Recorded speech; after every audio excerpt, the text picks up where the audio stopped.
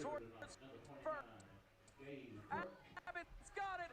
He'll step on the bag. And the Edenton Steamers are the 2022 Premier Collegiate League champions. Left field number 5, Giacomo Santana. Swung on, grounded over towards first. Abbott's got it. He'll step on the bag. And the Edenton Steamers are the 2022 Premier Collegiate League champions. And the man on the mound, number 18, Zane Loveday. Welcome, ladies and gentlemen, to a new season of Steamers Baseball. Two rivals, 1 hour apart, a championship rematch. The Edenton Steamers and the Tarboro River Bandits face off here at historic Hicks Field as we get ready for baseball in the 2023 season at historic Hicks Field. Fans are now rising for the playing of our national anthem, but up next, Steamers Baseball.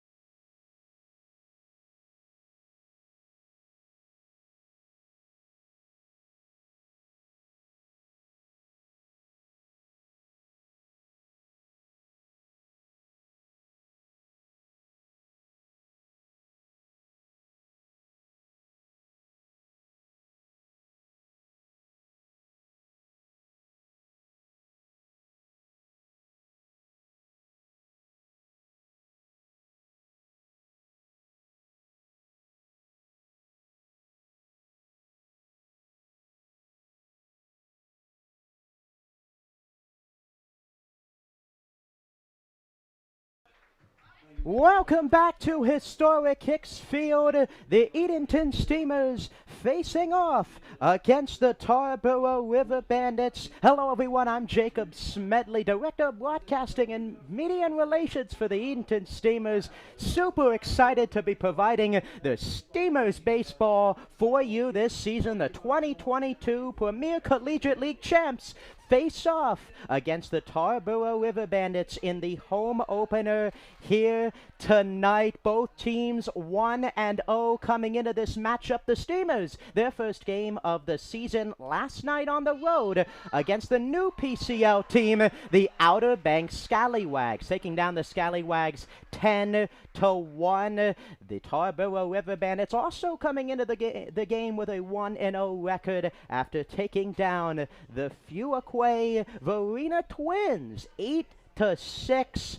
Both teams looking to get to 2-0. The Steamers looking to get to 2-0 in the PCL. And on the mound for the Steamers is lefty Zane Loveday, the 6'6" southpaw from Bidwell, Ohio, starting his first game with the Steamers last night. The Steamers starting pitching was the story. Chandler Padgett in the shortened 6-inning game that was called due to intense fog down in the Outer Banks. Chandler Padgett, who hasn't started a game since 2018, went 5 innings, only allowing 1 run and striking out 6 Scallywags. Loveday looking to have the same success against a high-powered offense with the River Bandits. The lineups for both teams, lining it up for the River Bandits, starting at third base and leading off is going to be Preston Shelton, the sophomore shortstop and third baseman from Columbia State University. And Zane Loveday delivers, and the first pitch is grounded over to Tate Abbott. Abbott will take it to the bag, and out number one. One pitch, one out. Loveday gets Abbott as we visit the rest of the River Bandits lineup. Batting second is the left fielder Brent Riddle. Batting third is the center fielder Ethan Barnes. Batting fourth is the first baseman John Howard. Batting fifth is the designated hitter Ryan Gardner, as the first pitch to Riddle is outside. Batting sixth is the third baseman J.B. Bell. Batting seventh is the catcher Josh Wilson. Batting eighth is the extra hitter, and that one is in there for a called strike. It is 1-1. Back to the lineup here. Batting eighth, and the 1-1 pitch bounces in the dirt to make it 2-1. Batting number 8 for Colin Hughes out of Longwood University. Brandon Phillips bats ninth. He's the shortstop. And Skylar Saunders, the right fielder, bats ninth. The fourth pitch from Loveday is low and in. Loveday struggling with command in the spring season with Fairmount State University. 19 walks for the Fighting Falcons. And the 3-1 pitch is outside, and he gives up a free pass to Riddle to put a man on with one out in the top half of the first inning, and that'll bring Ethan Barnes up. Ethan Barnes in the spring season for Longwood University, the freshman outfielder. 42 games played, 23 starts, a .228 average, .304 slugging with a .365 on-base percentage, 79 at-bats. And the speedster Riddle over at first base.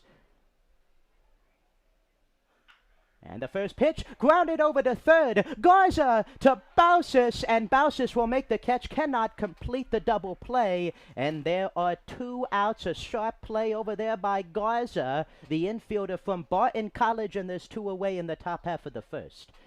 Defensively for the Steamers, we'll start in the outfield. Left fielder Giomar Santana. In center field, Drifton Paget. In right field, Davis Halstead. Around the infield, Garza, who made the play over at third. Ryan Goff at shortstop. Ben Bausis over at second base. Tate Abbott at first. And behind the plate is Macon Winslow. Off and running, there is Riddle. The throw to second base is in and out of the glove of Bausis. And a stolen base from Riddle, who got an excellent jump. Loveday didn't seem to have any attention over to first base to the speedy Riddle, and he's able to swipe second.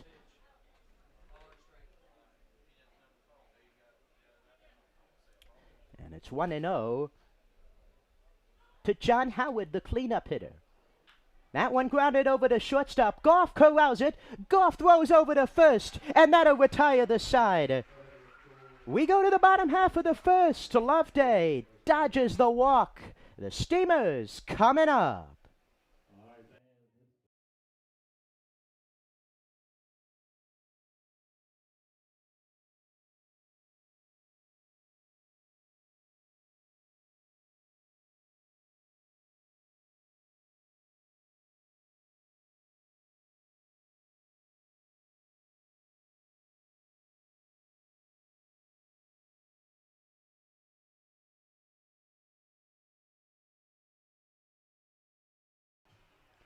Welcome back to historic Hicks Field. The new 2023 Edenton Steamers merchandise has arrived. There are plenty of ways for you to pick up your new Steamers gear. You can visit EdentonSteamers.com and place an order. Stop by Sound Feet and Shoes of Edenton, or head to the merchandise trailer located behind the first base dugout at historic Hicks Field. You can also pick up some Chowan County Cantaloupes gear, but only at historic Hicks Field. Thank you for your support and repping the Steamers. The Edenton Steamers and the Edenton Aces are excited to join forces as the Edenton Baseball Club.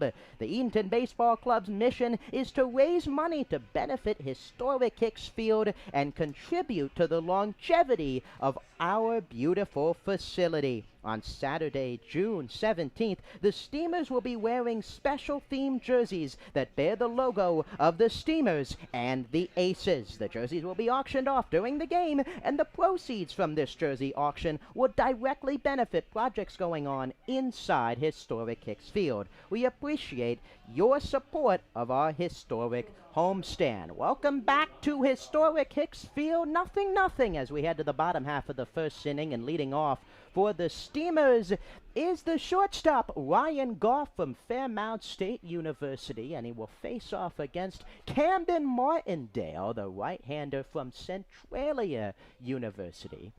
And Martindale's first pitch to Goff is lined up the middle, and that'll get over the second baseman, Bell into right field for a base hit.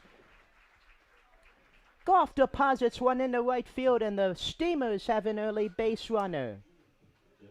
Now the Steamers line up for tonight. Goff leading off. Tyler Overitis due up. He's the designated hitter for tonight's game. Macon Winslow, the catcher, bats third. Tate Abbott, the first baseman, bats fourth. The extra hitter, Gabe Kirk, bats fifth. Drifton Paget, the center fielder, bats sixth. Davis Halstead, the right fielder, bats seventh. Giomar Santana, the left fielder, bats eighth. Ty Garza, the third baseman, bats ninth. As the first pitch in there to Overitis is a ball outside. And the number 10th batter, Ben Bausis, the second baseman for the Steamers, with Loveday on the mound. Tyler Overitis, the catcher from West Virginia State University, one of 4 Steamers from West Virginia State. Getting to a point where Yellow Jackets and Steamers merging together here. And the 1-0 pitch is outside. Overitis, Nate Paulson, Tyrus Baumgartner, who's still yet to report to the team, and Ryan Kay, the outfielder, also returning for his second season. Martindale gets the sign, and a big cut and a miss by Overitis. Scouting report on Camden Martindale, the right-hander. From Coeur d'Alene, Idaho, town of former NFL quarterback Brock Osweiler. Martindale, 6'2", 225, 11 appearances and 7 starts in the spring. That one gets by the catcher, Wilson. Heading to second is Goff, and he will get in there. Without a throw, Ryan Goff on the pass ball, and the count goes to 3-1. Goff out there at second, and a runner in scoring position for the Clans. Steamers taking down the Scallywags 10-1. They only did that on 4 hits yesterday. And a large reason was taking care of opportunities, taking the walks, and playing small ball. And the 3-1 pitch is in there for a strike, and the count goes 4 to Overitis. Again on Martindale, 11 appearances, 7 games started, 6-2 with a 4.75 ERA. The best start of the season came against Olympiac, and the 3-2 is fouled off. Martindale again against Olympiac, 7 2/3 innings, 5 hits, 1 run, 1 earned run, and 8 strikeouts. His Steamers are working him here. Go off the single, and now Overitis with a full count. Martindale checks the runner and delivers, and it's outside. Ball for another Steamers base runner. And 2 men on for Macon Winslow, the starting catcher for the Steamers. Macon Winslow.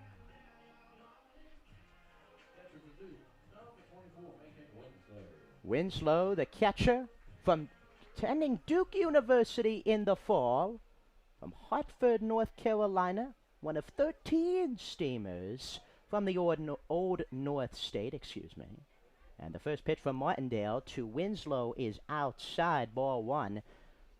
Winslow, according to Perfect Game, coming out of high school, the number 5 catcher in the country.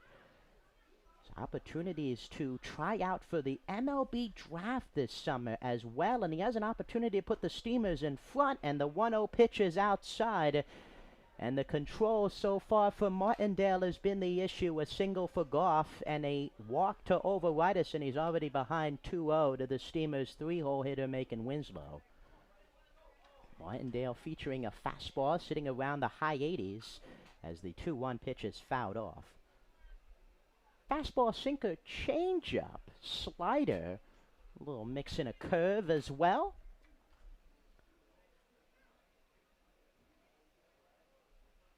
Winslow went without a hit in last night's ball game against the Scallywags. A few nice defensive plays that robbed him of a hit.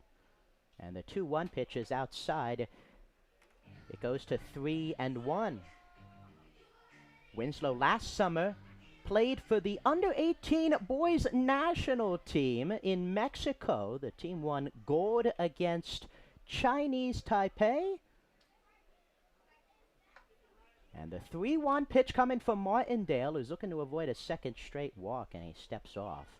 Checking the runner, Goff at second. And he comes set.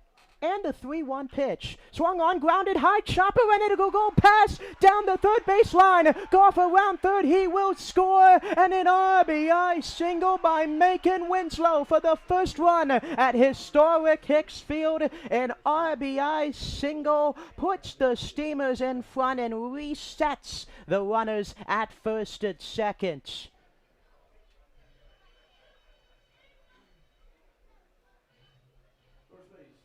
Macon Winslow sending a high chopper off over the outstretched arm of Shelton into left field. Sky high. Not exactly the exit velocity you might want, but gets the job done nonetheless. And Martindale still without an out, and he sends one low in the dirt for Tate Abbott, one of the 6 returning Steamers this season. Recorded the final out, as you heard at the top of the telecast, for the 2022 championship against these River Bandits, and he fouls off the 1-0 pitch. Got to talk with Tate Abbott earlier this week, and you know, the team's mentality is the same. They want to repeat. The Clams have not repeated champions in nearly 20 years. You have to go back to the 2004-05 season, winning the Petite Cup as a member of the CPL. And the 1-1 is outside, and it goes to 2-1. Abbott from Catawba Community College, one of 3 Steamers coming from the Redbirds. Right-handed pitcher Ethan Levy also expected to be with the team this summer. Abbott grounds one over to first. Double play opportunity here. The throw over to first, and they turn 2. A double play there turned by the River Bandits. 3-6-1. Howard turning it alongside Phillips. And Martindale doing his part over at first base. A huge double play for Cameron Martindale. And now the extra hitter, Gabe Kirk, again this year in the PCL, moving from 9 to 10 hitters. Each team will get not only a designated hitter, but an extra hitter. But the extra hitter, unlike the designated hitter, cannot be subbed out like the designated hitter can for a pitcher late in games. Kirk from Olivet College, and he takes the 1-0 outside. Back-to-back seasons with at least a .330 average, 5 home runs, and 11 RBIs for the Comets. Has versatility at first and third base to give Abbott some days off, and the count goes to 3-0 to Kirk. Overitis walked. He's over at third base. And Martindale in danger of walking his second guy of the inning. Checks third, and he delivers. And it's outside, and he walked Kirk to put runners on the corners with 2 outs. And now coming up to the plate, Drifton Paget, the center fielder from Northwestern College. Drifton Paget set of twins for the Clams. The first set of twin brothers, him and Chandler Paget, who, as mentioned, pitched last night against the Scallywags. First set of twin brothers since Eric and Patrick Peterson, who both aired from Temple University in 2013. A ball inside there. And the count goes to 1-0. Runners on the corners, 2 outs, already a run across on the RBI single by Winslow, and the 1-0 pitch is outside. The walks from Martindale, a problem this season. Gave up 29 runs, 25 earned runs at Centralia, and the 2-0 pitch. Paget lines it to left center field, diving, and it'll get down. 1 run is in. Going around to third is Kirk, and sliding into second with an RBI double is Driftin' Paget, and the Steamers lead it 2-0. Giving all of his effort in center field was Ethan Barnes. It fell right in front of him. And another big hit with runners in scoring position for the Steamers. And 2 more will be as the coach, assistant coach Brandon Matthews, going to come out and have a chat with Camden Martindale. 2 runs in the bottom of the first inning for the Steamers. An RBI single by Macon Winslow, and a RBI double here by Driftin' Paget. Driftin' Paget knocking in the double. 2022 USA South All-Academic Team. And if Steamers fans out there recognize him because he played for the Boone Bigfoots last season. Steamers played the Bigfoots in the second game of the season. And Paget, batting 6th for the Bigfoots last season, did not get a hit. And now Davis Halstead, a key man to the Steamers' championship last season, came in for Nate Paulson late in the season and performed spectacular baseball in center field, defensively, offensively. And he's up now looking to extend the Steamers' lead with Kirk at third and Paget at second. And once again, it seems like every hitter so far in the first has gotten ahead 2-0 at least on Martindale, who delivers it high to Halstead. The Steamers picking up right where they left off last night. And the 2-0 is in there for a called strike. Halstead from Mount Olive University, played in 28 games in the spring, 12 starts. Finished with a .279 batting average. And the 2-1 pitch to Halstead. High chopper over to short, coming in to make the play, and the throw to first is in time. Phillips throws out Halstead, and that'll do it with the bottom of the first. But the Steamers strike for 2. An RBI hit by Winslow and an RBI double by Driftin' Paget. We go to the second. The Steamers lead it 2-0.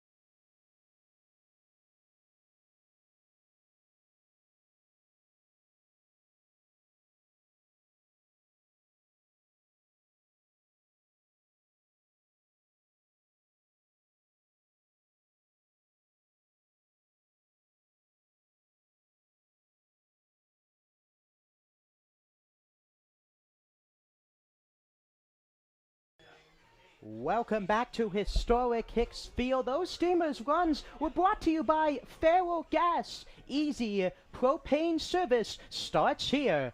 barrel gas. Top half of the second inning, and Zane Loveday returns to the mound. And stepping up to the plate, the designated hitter, Keith Gardner, from Coppin State University, the freshman from Franklinton, North Carolina. 5, 6, and 7 for the River Bandits here in the second, and the first pitch from Loveday is outside, ball 1. Gardner, Bell, and Wilson for Tarboro. 2-0 Steamers lead, and the 2-0 pitch is outside. Gardner, 12 games played, 9 starts, 33 at-bats, and a .273 average, which ranks 6th on Coppin State. Loveday delivers a strike in there. Loveday on the mound, nickname Stilts. You can definitely see it out there. 6'6", second tallest Steamer on the team, and delivers a 2-1 pitch outside, and in danger of walking the designated hitter Gardner.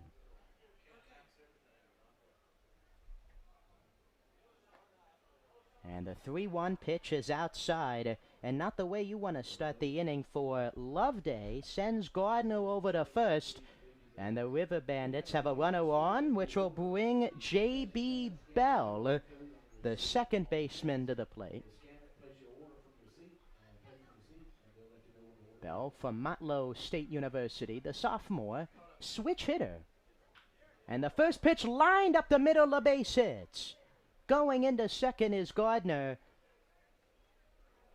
Despite walking the last batter, Bell not wasting any time and sends a single into center field for the first hit of the game for the River Bandits, and they've got something cooking in the kitchen as the Steamers lead at 2-0, but the River Bandits right on the doorstep.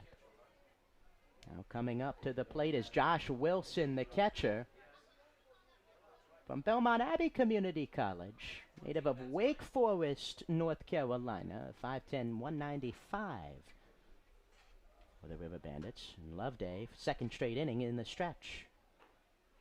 And the first pitch is in there for a strike. Loveday, a strikeout in every appearance in the spring for Fairmount State University. He finished with 6 strikeouts in his final 2 appearances. He had 4 starts and 9 games pitched. And the pitch just missed outside, and it goes to 1-1. There's on first and second, no one out.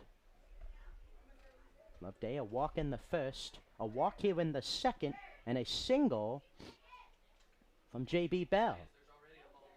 The 1-1. And it's in there for a called strike. Top of the second here from historic Hicks Field. The first matchup between the teams. 12 set this season. 6 at Tarboro Municipal Stadium. 6 here at historic Hicks Field. The 1-2 pitch, grounded to second. Should be 2. Passes to Goff. Goff to first. He's got him a double play. Huge double play there. The middle infield tandem of Bausis and Goff sends it over to Abbott for 6-3 to get 2 outs. Gardner advances to third, just what the doctor ordered if you're Loveday, with 2 runners on. And coming in to bat is the extra hitter, Colin Hughes, the freshman from Longwood University. And the first pitch drifts high. Hughes, 26 games in the spring, 17 started, and ended with a .204 average with a 33 slugging percentage. And the 1-0 pitch, and it hit him.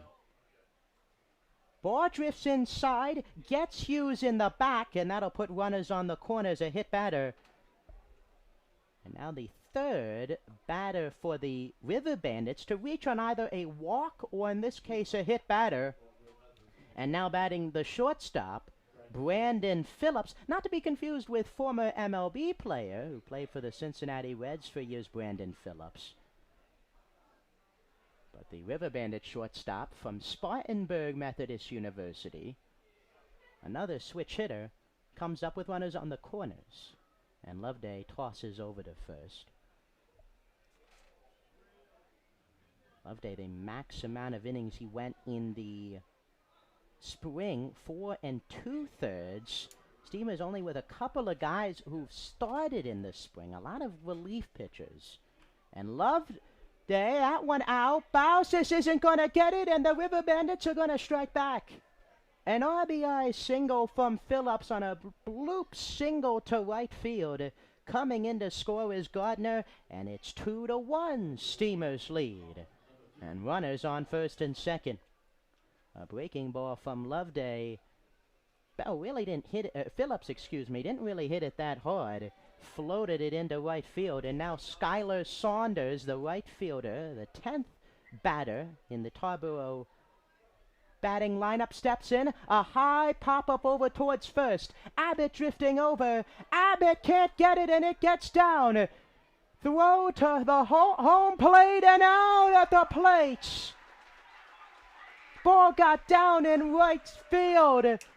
Heads up play by Abbott to gun down the runner at home. And 2 runners stranded for the River Bandits. We go to the bottom of the second. Steamers 2 and the River Bandits 1.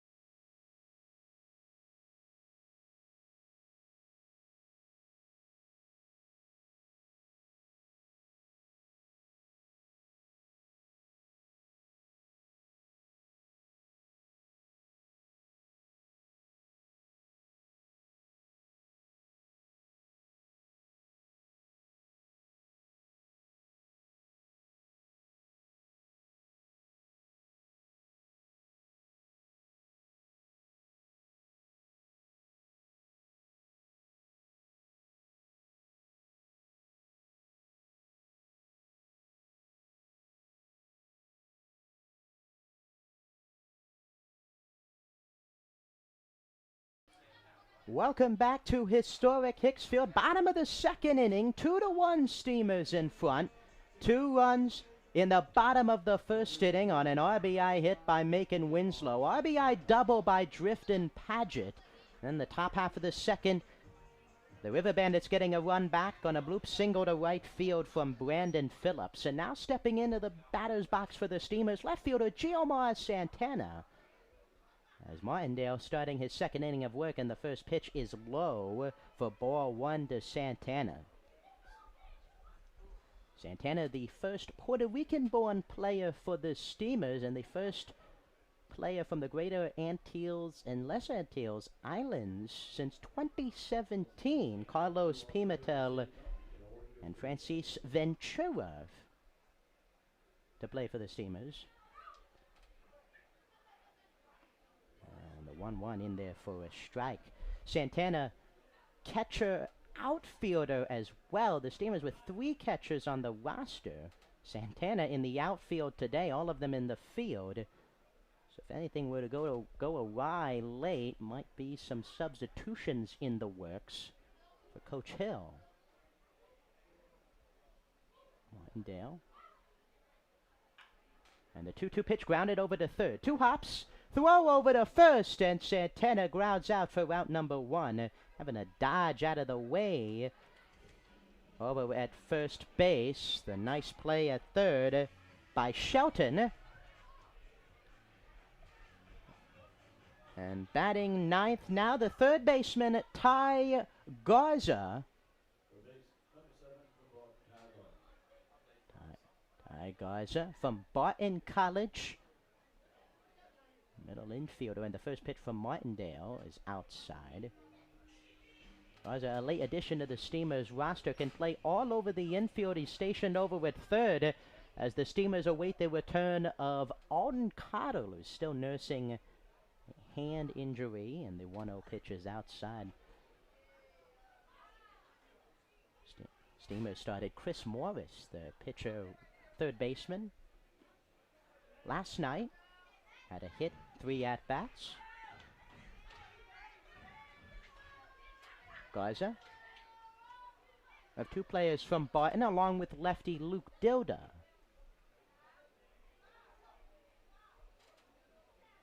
From Grosse Ile, Michigan, 5'10", 175, 22 games, 14 starts, 196 average. The 3-1 pitch grounded over to third. Shelton with some more action, and he fires over to first. And 2 outs on 2 grounders to Shelton. And now batting the second baseman, Ben Bausis.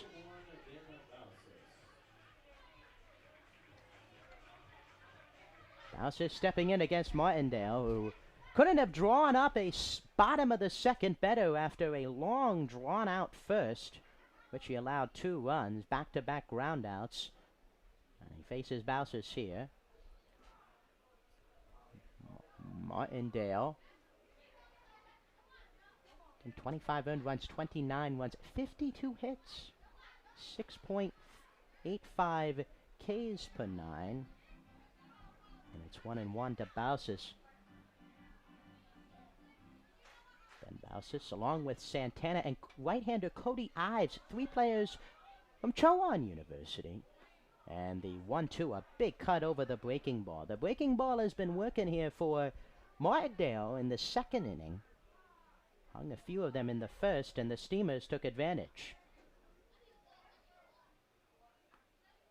And the 1-2 pitch outside. A few of the River Bandits starting to walk over off the field.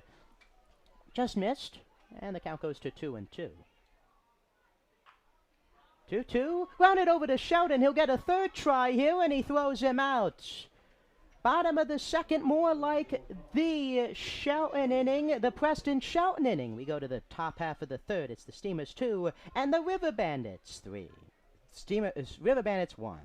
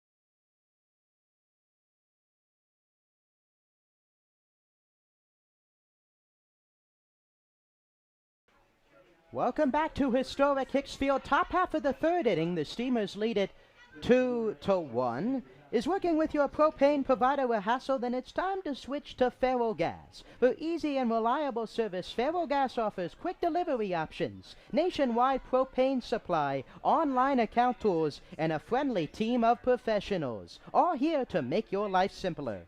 Get started today with a price quote at ferrogas.com. That's FERRELLGAS.com. Top half of the third inning. Preston Shelton coming up. He made 3 plays in the bottom half of the second, and the first pitch from Loveday is in there for a called strike. Shelton from Columbia State University. Shortstop, third baseman over at third base today. 261 average in the spring. And the 0-1 pitch is a breaking ball for Loveday. I haven't seen that breaking ball a ton. Fastball, breaking ball. Getting those fastballs in early on. And the 1-1 pitch floats in there for a strike. Got the breaking ball over.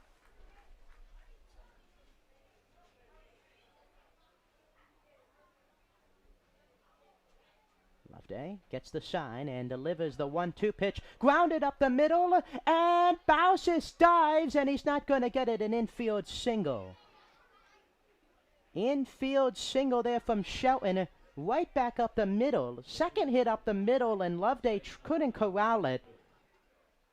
And now stepping in is Brent Riddle. Walked in the first inning, was stranded over at second base. And now he has a runner on here as Loveday once again has to work out of the stretch. Winslow got hit behind the plates.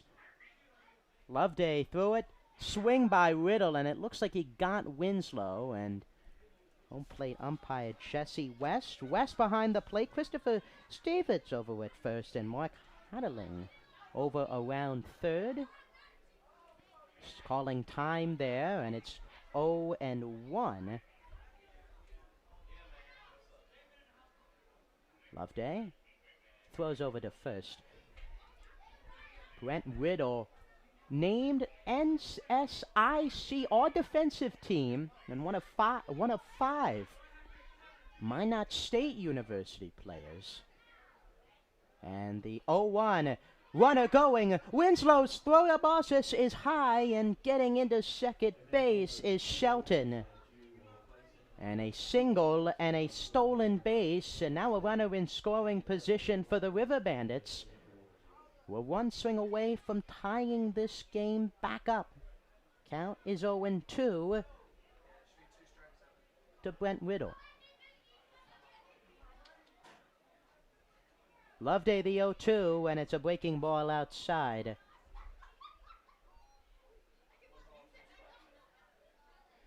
Riddle, the junior from San Clemente, California. 6 foot 170. And the 1-2 low, and that gets by Winslow and will go to the backstop. Going over to third is Shelton. And now a stolen base and a wild pitch sends Shelton, who singled to lead off the inning, over to third base. And now really a ground ball for Riddle will get the job done. And the count is 2-2.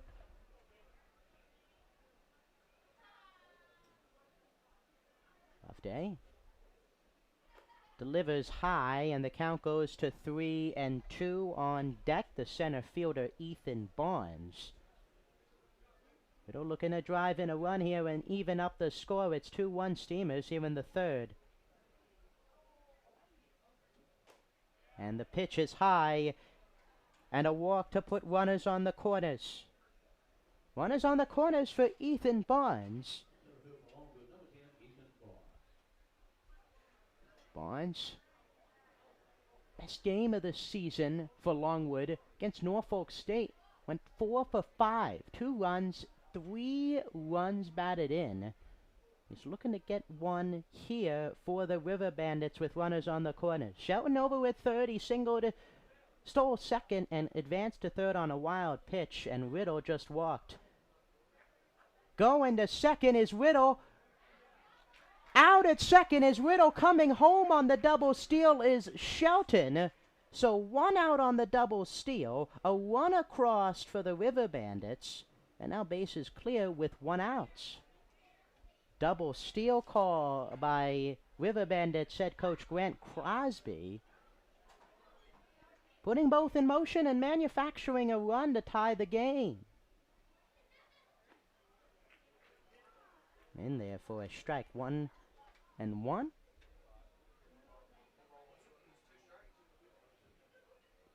Oh, balls, 2 strikes, excuse me. The 0-2 is low.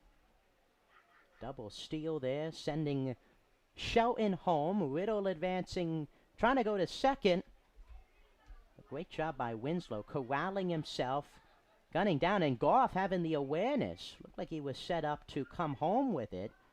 And the 1-2 bounces low. The count goes to 2-2. Manufacturing offense in every single way. River Bandits did that a lot last year against the Steamers. En route to a 9-3 regular season record, but lost the big game, the championship game against Edenton. And Loveday, after getting ahead 1-2, has fallen behind 3-2. To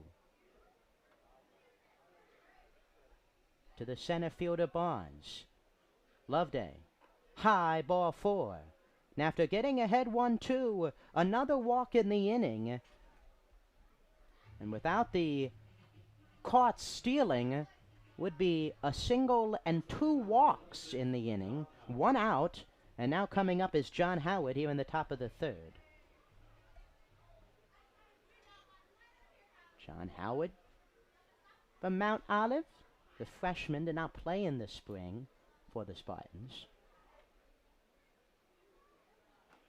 And Loveday gets a breaking ball in there for a strike. Loveday so far unable to keep runners over at first. He's thrown a few over there, but Shelton, his first time, then a stolen base in the second. And the 0-1 on the outside corner for a called strike. Howard couldn't believe it. Plate umpire Jesse West calling that a strike, and now Loveday some redemption after he lost. Barnes, after getting ahead 1-2, has Howard 0-2, and he throws over to first.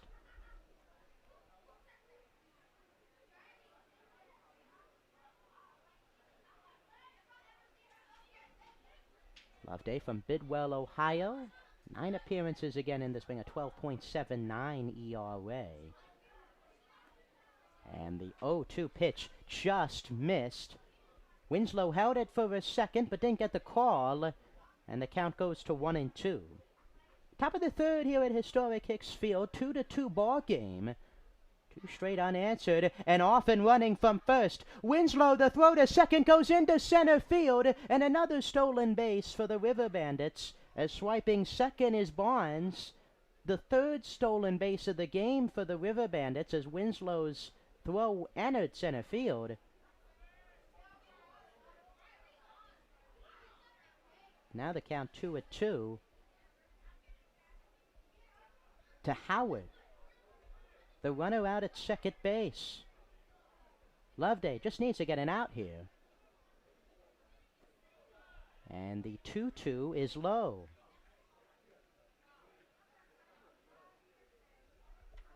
Right now, if I'm the Steamers here, Winslow, you can't get out Howard here. Gotta go out to the mound and talk with Winslow.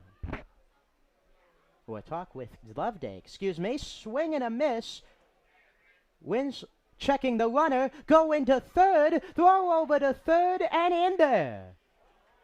Risky decision by Barnes on the strikeout. Going to third goes Barnes. Out at first.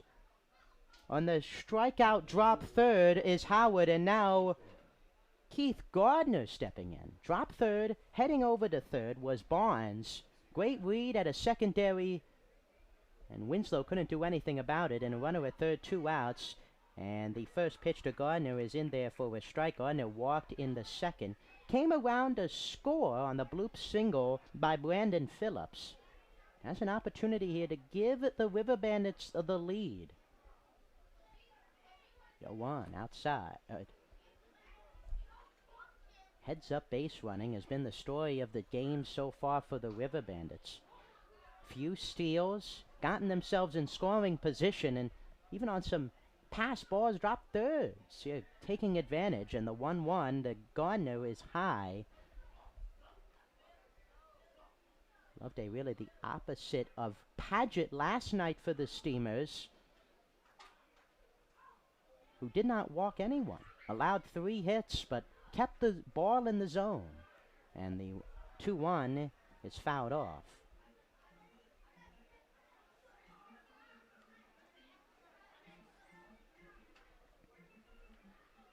Gardner in there, 2-2.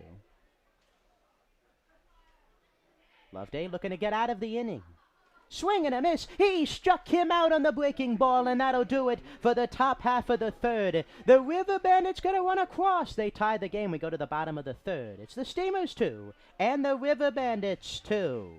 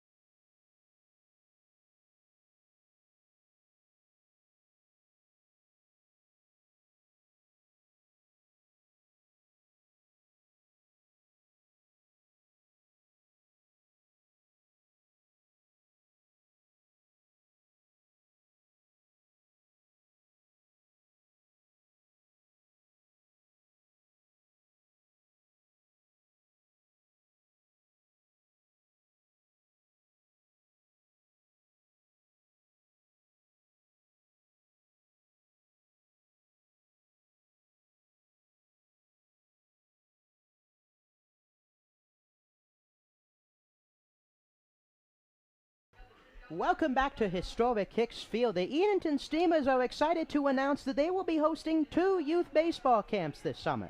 This year's camp dates are June 14th through the 16th, July 19th through the 21st. Young ball players between the ages of 5 and 13 are welcome. The cost is $100 to register. Your kid will receive first-class instruction with some of the best college baseball players around. Visit EdentonSteamers.com to register today. Bottom half of the 3rd inning in a 2-2 ball game. Steamers and the River Bandits. Steamers scoring both of their runs in the bottom of the 1st, and the River Bandits have scored 2 unanswered since then, 1 in the 2nd and 1 in the 3rd. And now stepping up to the plate for his second at-bat of the game, the shortstop Ryan Goff. Goff singled his first time, came around to score on the RBI base knock by Macon Winslow, and Martindale for his 3rd inning of work, and a line drive, 1 pitch, 1 out to shortstop to Phillips, hauls it in, and there's 1 away here in the bottom of the 3rd. Goff hit it on the screws, but right at Phillips, perfect position. Look back at it, the exit velocity was there, but right at a player. Overrider standing in. He walked and scored in the 1st, and he takes the ball outside. Overriders dominant in the spring for the Yellow Jackets. Led the team in a lot of offensive categories as he fouls off the 1-0. Overriders leading the team 46 games played, 43 starts, 336 average, was 2nd on the team to teammate on the Steamers Ryan Kay, 503 slugging, and a 419 OBP, and the 1-1 is swung on and missed. Rightus caught 320 catches, 282 putouts, only 2 errors. He's batting DH here today, and he takes the 1-2 low. Overriders, West Virginia State, but also started his college career at Western Michigan. He's getting the 2-2 from Martindale, swing and a miss. He struck him out. And Martindale, another out. He had a clean 2nd, and he's retired 5 straight. And now coming to the plate is the catcher, Macon Winslow. Winslow coming up. RBI single back in the 1st inning on a high chop past Shelton. And Martindale getting into some cruise control here as the first pitch to Winslow is in there for a strike. He's retired 5 straight Steamers. 6 straight if you count the bottom half of the 1st. The final out, Winslow pops up the 0-1 high, fly in the infield. Shelton, and it drops! Dropping it is Wilson. Winslow will advance to 2nd on the error. Oh, the whole infield coming up. Wilson around the pitcher's mound. Called it off last second from Shelton and couldn't corral it. And the Steamers are looking to capitalize on a 2-out mistake by the River Bandits. Right there, if you're the River Bandits, cannot make that mistake. Grant Crosby definitely going to give him an earful, most likely, in the bench. One's got to call that one off, especially with 2 outs. And now the first baseman, Tate Abbott, looking to drive him in. Grounded out to 1st his first time. First pitch, bit low to Abbott. Talk to him. Matt Carpenter, MLB player to recruit to the Steamers. Again, check out Catching Up with the Clams, weekly segment on YouTube. Matt Carpenter coming to the Clams. Don't know where he would play, though. Maybe 2nd base. Got that extra hitter in there now. Could play in there. Abbott here. Looking to give the Steamers the lead. And the 1-0 pitch is fouled off. Shelton drifting over, and it will get out of play.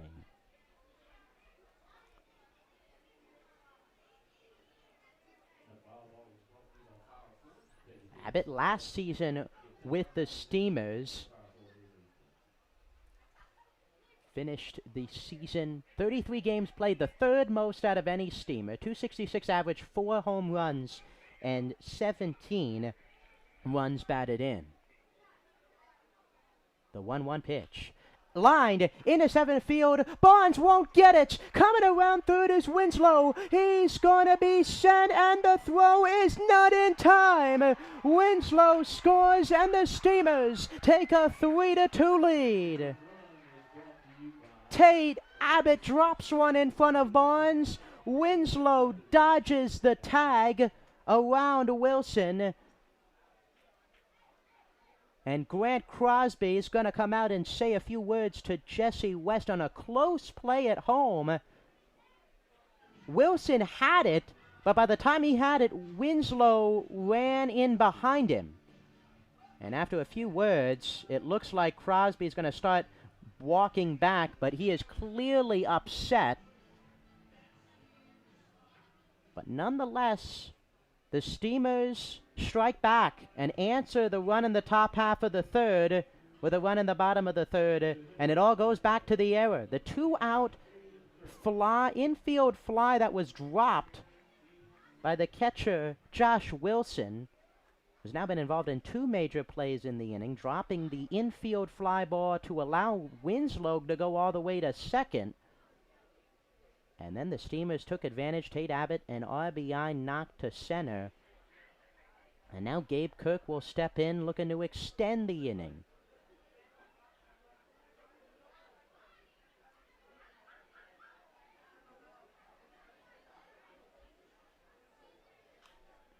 Kirk sends a fly ball to left, drifting back and making an incredible catch in left is Riddle, sprawling out and making a phenomenal grab to rob the Steamers of extra bases. An RBI double from Abbott puts the Steamers up 3-2. We go to the 4th. All right, thanks. It's time for the Joe Chamber Commerce T-shirt house. Then we come back. Also these T-shirts here.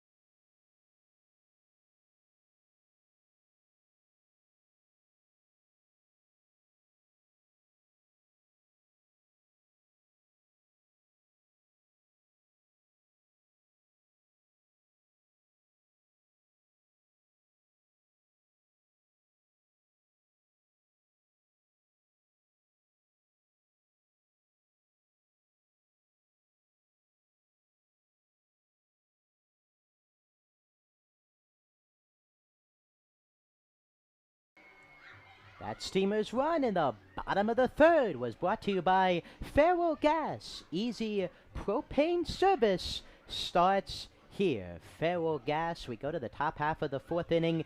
3-2 Steamers in front. The 4th inning of work coming up for Zane Loveday. He's walked 4 River Bandits, allowed 2 runs, 1 in each of the past 2 innings. And stepping in to the plate, J.B. Bell, 6-7-8 for the River Bandits.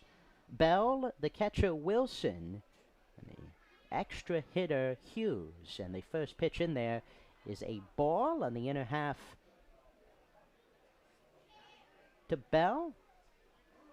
J.B. Bell single back in the 2nd inning, and the 1-0 is low. 2-0. Bell from Montlow State was ranked the 46th best shortstop out of Georgia in 2021. And he takes the 2-0 pitch low. Another ball that gets by Winslow. Have to imagine in between innings, Coach Hill, Coach Starling, Steamers are still without their pitching coach, Cody Johnson, who's pitching for East Texas Baptist University, but funny talking with Zane Loveday. A lot of balls here, and he walks Bell to put a runner on first here in the 4th. And Coach Hill is going to go out to the mound Looks like this might be the end of the day for Winslow. A steamer warming in the bullpen. Hill gonna go out. Might just be a conversation.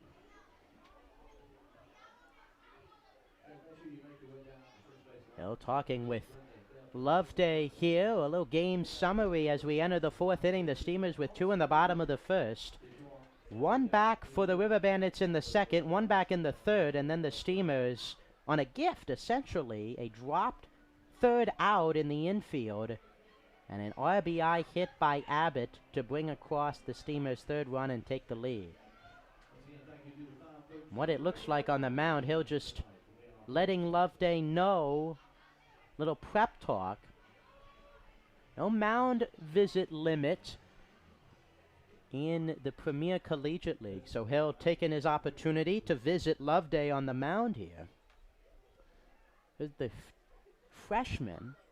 And up and warming in the Steamers bullpen. Number 21, Chris Morris, was phenomenal out of the pen last season for the Steamers. And the first pitch is way outside to Wilson, who stands in. Wilson, again, that rough bottom of the 3rd inning. Dropped the infield fly ball, and then on a close play at home, just caught the ball a bit too late as Winslow came in. The 1-0 pitch is fly to right, foul, and it'll go into the bullpen.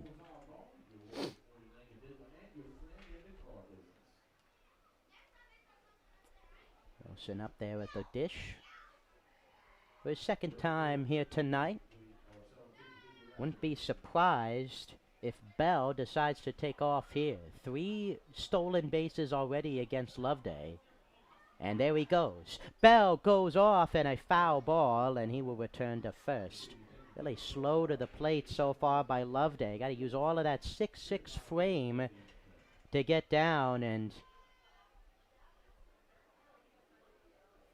Tarboro base runners really taking advantage of it, hitting great jumps, putting the catcher Winslow at a disadvantage. 1-2 pitch.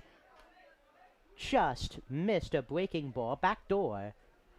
Curveball's been dancing for Loveday. He's gotten a few over for strikes, but a few others just like that were just missed on the outer half.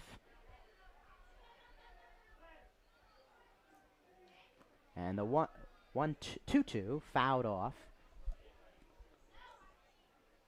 Loveday really been 2 pitches so far today. He's gone with a fastball, curveball, mixed in a change. Appears, and looking to retire Wilson here. Runner at first in Riddle. 3-2 ball game here in the 4th. And that one drifts low. Morris continues to warm out in the bullpen.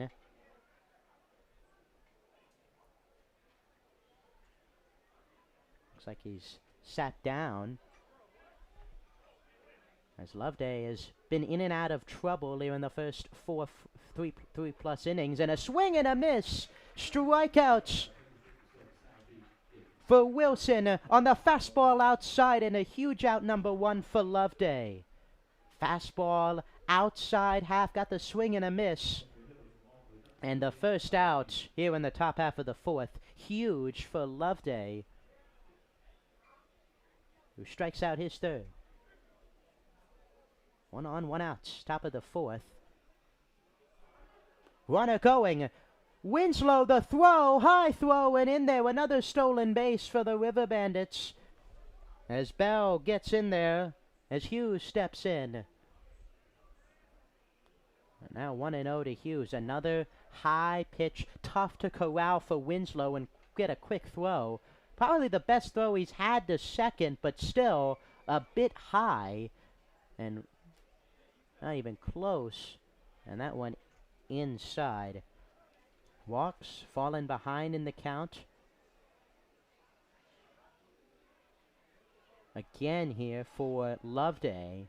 The walks, falling behind in counts, and allowing runners to run wild, on the base paths. Has been the issues today, as the 2-0 is in there for a strike.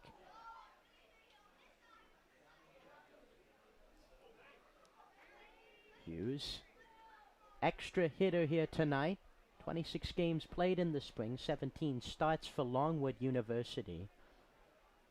Primary catcher in at extra hitter today, and it drifts inside and it gets him. Another hit batter, second time that Hughes has been hit, and he will go to first base and put runners on first and second. And Coach Hill motions to the bullpen, and that'll be it for the lefty Zane Loveday. Starts to come out, and that'll be all for the Steamers left-hander. Loveday exits in a 3-2 game. We got a pitching change here at historic Hicks Field. We'll be back after this.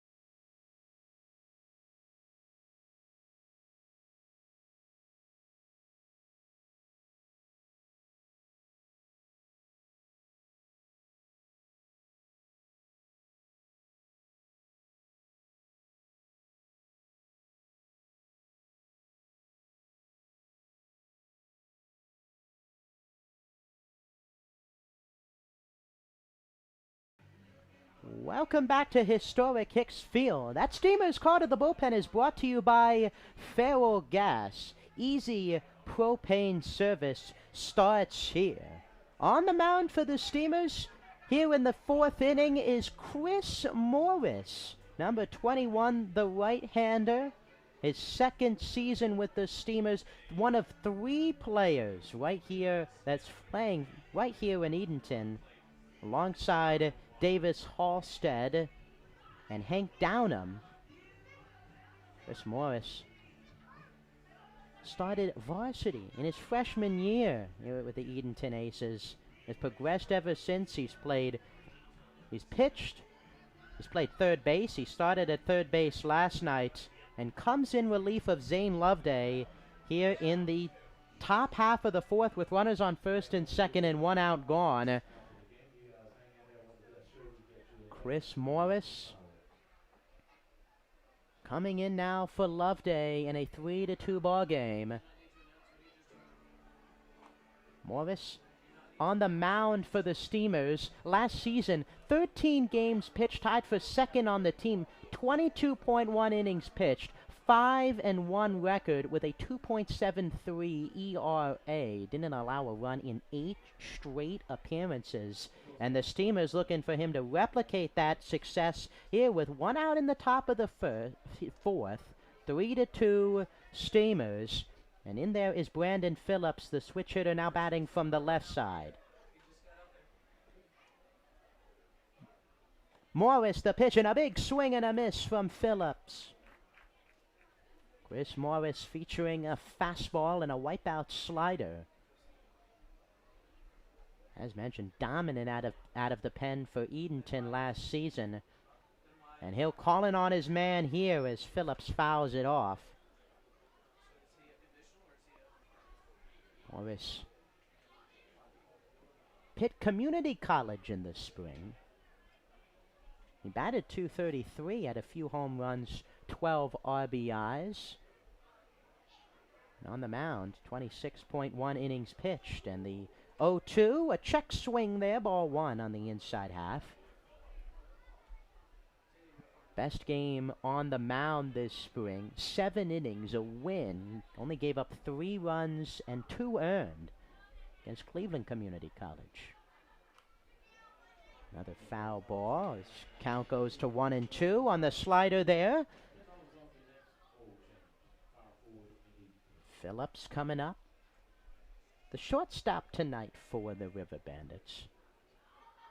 It's a brand new team for Tarboro. Fans of the Steamers and River Bandits. recognize some of these players. Phillips grounds it. Abbott to second gets one. And a great play by Abbott, who gets the runner at second base. And there's 2 outs and runners on the corners. Tough play. If fans don't really realize how tough that play is. Abbott turning around, pirouetting around just outside the mound and throwing it to Goff to get the runner at second base. And now runners at the corners for Skylar Saunders. Zone plate umpire Jesse West gets some new baseballs. The Edenton Steamers are excited to announce that they will be hosting 2 youth baseball camps this summer. This year's camp dates are June 14th through the 16th and July 19th through the 21st. Young ball players between the ages of 5 and 13 are welcome. The cost is $100 to register.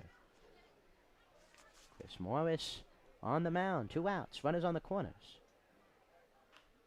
And the first pitch, a high sky by Saunders. Winslow, the mask comes off. Winslow will make the catch, and Morris gets out of the inning. River Bandits strand 2. We go to the bottom of the 4th. The Steamers lead it 3-2.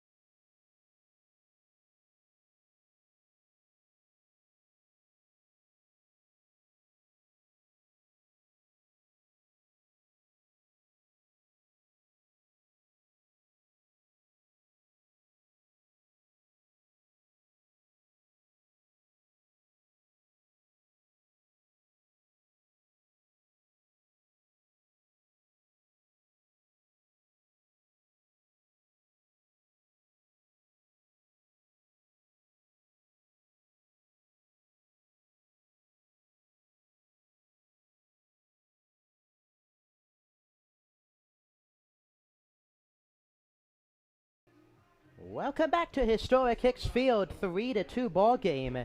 Steamers lead it 3-2. Camden Martindale coming in for his 4th inning of work. Steamers have plated 3 across. 3 runs, 2 earned, Martindale's line. A few strikeouts. He retired 5 straight Steamers into the 3rd inning before fly ball in the infield dropped. Winslow reached. Abbott drove him home. And now starting off the bottom of the 4th, 6, 7, 8 for the Clams. Paget, Halstead, and Santana, the outfielders, up to bat for the Steamers. And we revisit the 1st inning. Drifton Paget, a RBI double at the time, put the Clams up 2-0, dropped it into left center field. Now he's up with no one on to start off the bottom of the 4th inning. Paget with NC Wesleyan College. The senior has played 4 seasons. 2022 3rd-team All-Region. 2023 President's List in 2019. And again played for the Boone Bigfoots last season with his brother Chandler.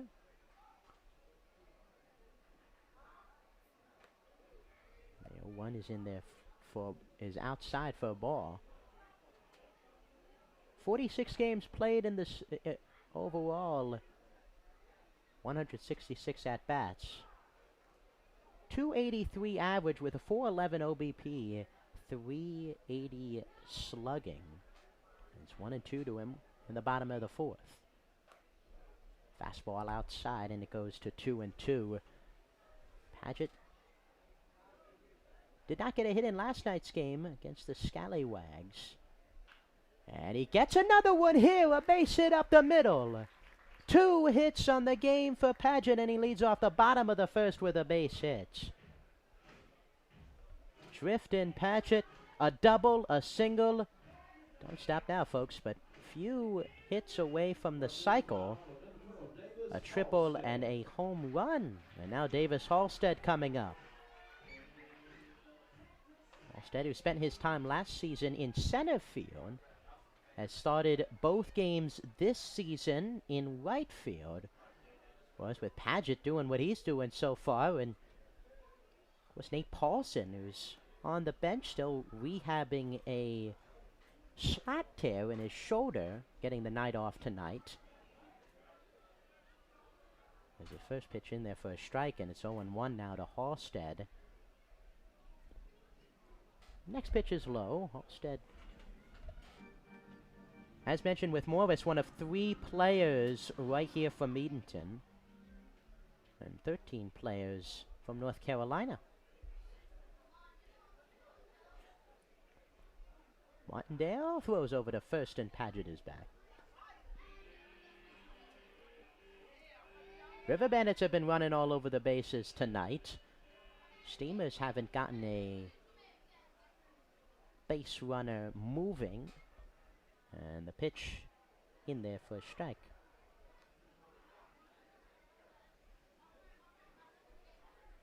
Halstead 1-2 now with Paget over at first base. Some stirring in the Steamers' pen, and a lefty up for the River Bandits.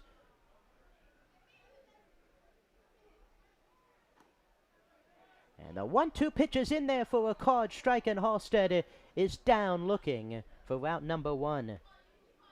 On the outside corner, fastball. Halstead didn't move the bat off of his shoulders, and now 1 out and 1 on. For Giomar Santana, grounded out his first time. Looking to get something going for the Steamers, who got a run last inning on the hit by Abbott. And Martindale, a quick check, throws it over to Howard, who gets it right back.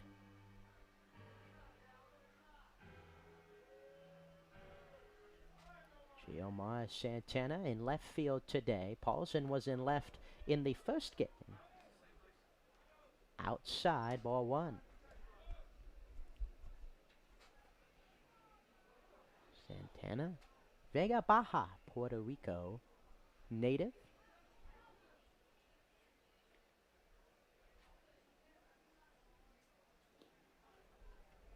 And the next pitch just missed. That outside part tonight, back and forth it seems. A few strikes called, a few balls as well. Santana, 28 games played, 28 starts, a .290 average for Chowan in the spring. And as mentioned earlier, versatile, caught at the start, moved out to center field, and it was a seamless transition.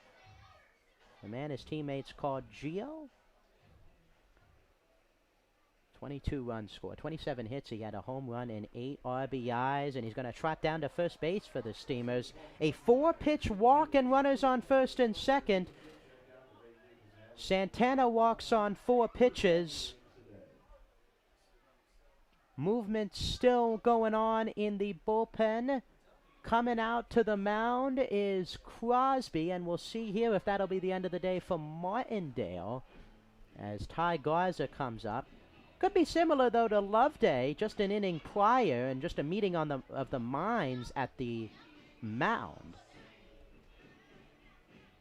I'd like to remind fans, the Albemarle Area United Way is a nonprofit organization that improves residents' lives in 9 counties throughout northeastern North Carolina. This year, the Steamers have partnered up with the United Way and are looking forward to helping raise money for their services. On Sunday, July 2nd, the Steamers will be wearing specially themed patriotic jerseys for their games. The jerseys will be auctioned off during the game, and all of the proceeds will go back to the Albemarle Area United Way. If you would like to have this one-of-a-kind jersey, be sure to be here that night and support a good cause. A huge thank you to H2OBX Water Park for making this night possible for the Albemarle United Way. A new pitcher coming to the mound will step aside. A new pitcher on the mound for the River Bandits here in the bottom half of the 4th.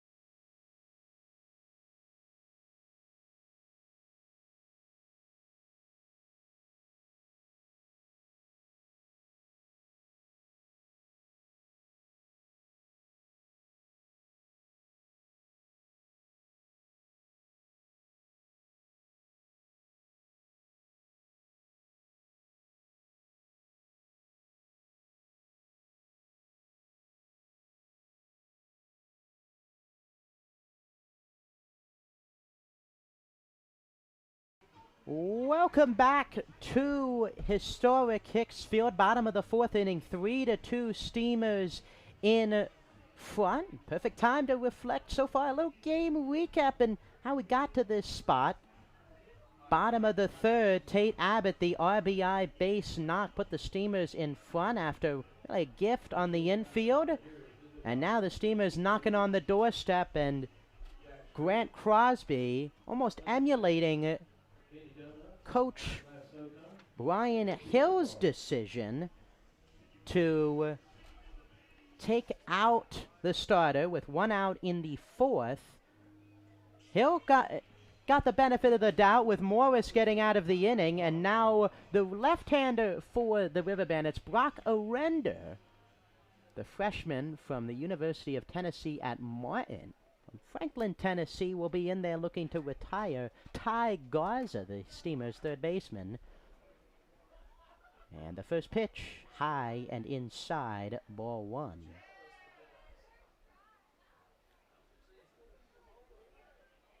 1-0 on the inside pitch to Garza.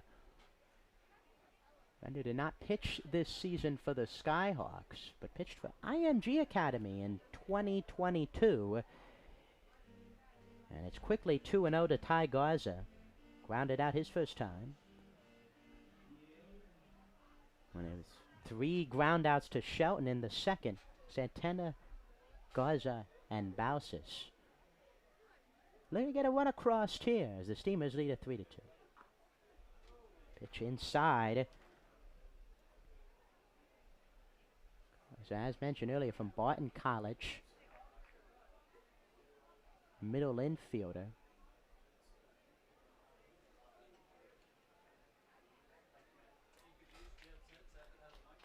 Arender delivers the 3-0, and it's in there for a strike.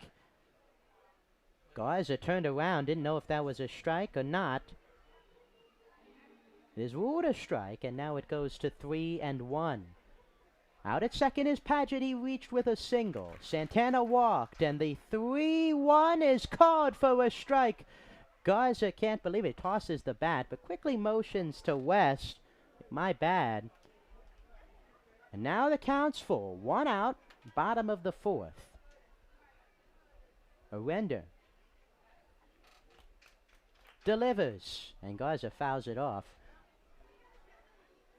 Arender with IMG. Christian Academy. Grace Christian Academy earned all district accolades as a senior, leading the Lions to a 29-10 record. Full count pitch coming here. Runners off, and Garza fouls it at the plate, and will do it again.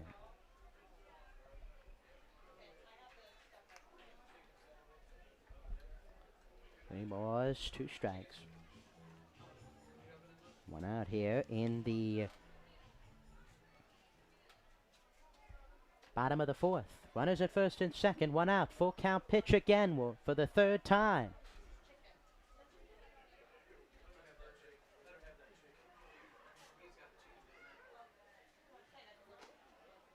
Three-two pitch is on the outside half.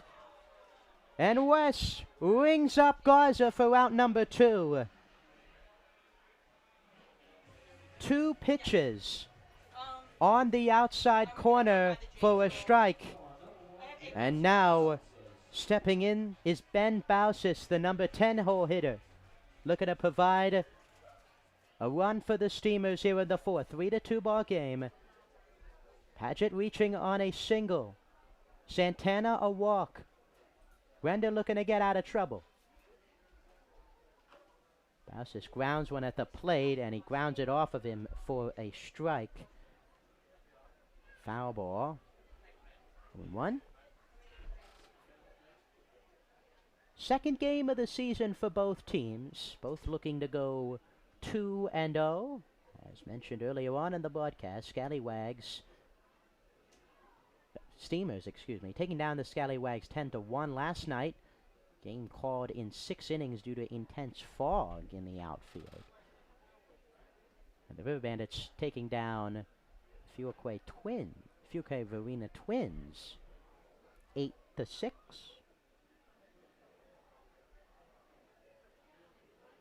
Both of these teams battling 12 times last season, 12 times this season.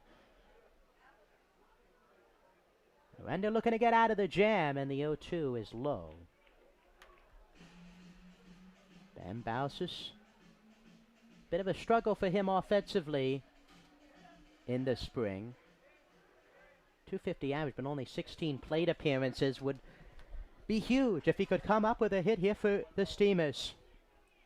1-2 is low, and the count goes to 2-2. The bottom of the fourth. Back and forth affair. Punch, counter punch, if you will. Steamers with 2 early runs. River Bandits responded. Steamers to a 3-2 lead and looking for more. And now the count runs full for the second consecutive batter in Bausis. Looking to turn the lineup over.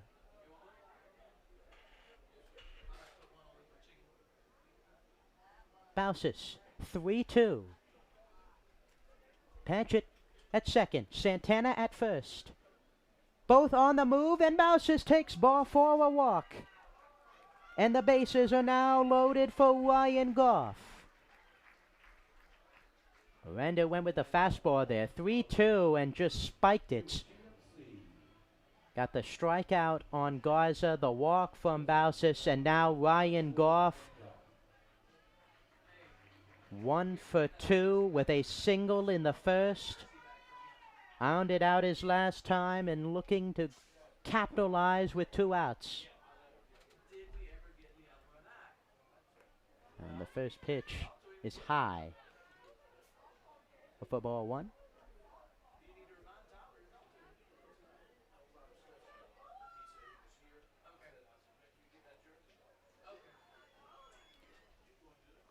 The 1-0 gets by the catcher Wilson. Coming in to score is Paget, and the Steamers take a 4-2 lead.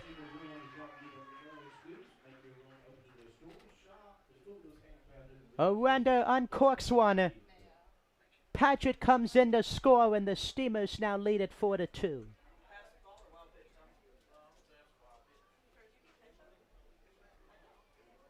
Ball in the dirt. Wilson trying to corral it, and it goes awry. Paget scores. Still 2 ducks on the pond for Goff.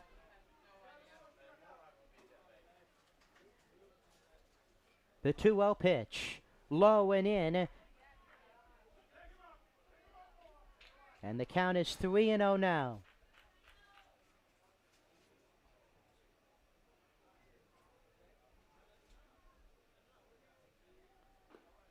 And the 3-0 is in there for a strike. Another wild pitch here in this ball game. One of the third for the River Bandits.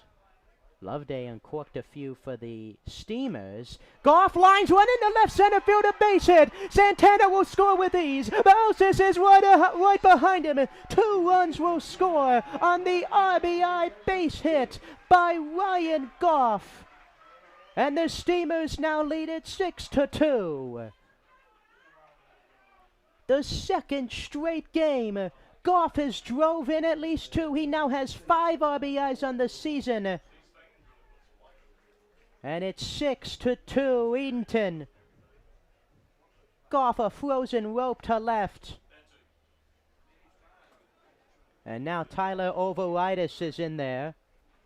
As Aranda could not do what Morris did in the fourth and get out of a jam, and the Steamers have piled on, and the first pitch is high for ball 1. Ken Goff, 5 runs batted in. He had a 3-run double last night in the Outer Banks. Made it a 5-0 game at the time. Was huge with 2 outs, and he does it again here. The shortstop from Fairmount State University. 298 average and hit in the heart of the Fighting Falcons lineup. He has been batting right at the top and a key cog in this Steamers offense so far. And once again, Aranda falls behind. It's now 3-0 to Overitis.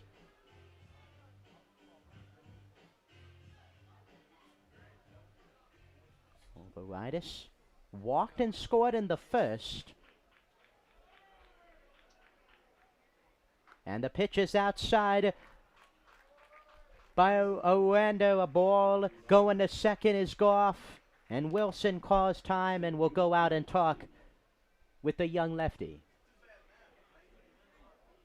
All of this coming with one out. One out. Runners on first and second. Grant Crosby opting to go with the pitching change, to go with the lefty Orlando for the bottom of the Steamers order. He got the strikeout from Garza, the walk from Bausis, and then the top of the lineup came up and Goff took advantage.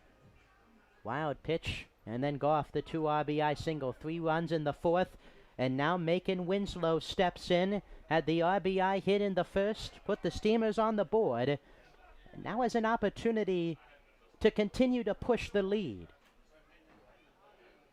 For the line, Steamers 6 runs on 6 hits. River Bandits 2 runs, 4 hits, and an error. And another ball, that's 5 straight now out of Orlando.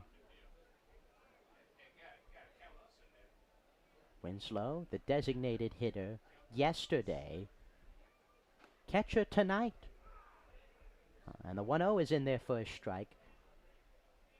Be interesting to see this season again how Coach Hill maneuvers the catching position. Overriders catching last night. Hill tonight. And the 1-1 outside. We got Santana as well. Winslow with some prospects perhaps in the MLB draft, which could cause some interesting developments if that were to continue late in the summer. 2-1 is in there for a strike. Count goes to 2-2 now.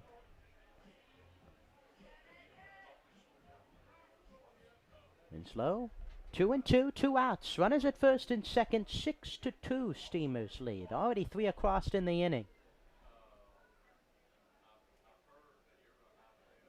Orlando, swing and a miss. He struck him out on the breaking pitch, and that'll end the 4th inning. But not before 3 runs across for the Steamers. A wild pitch and an RBI hit by Goff. We go to the 5th inning. The Steamers lead it 6-2. I need the owner of a Marine Toyota Sienna with the license plate JOY.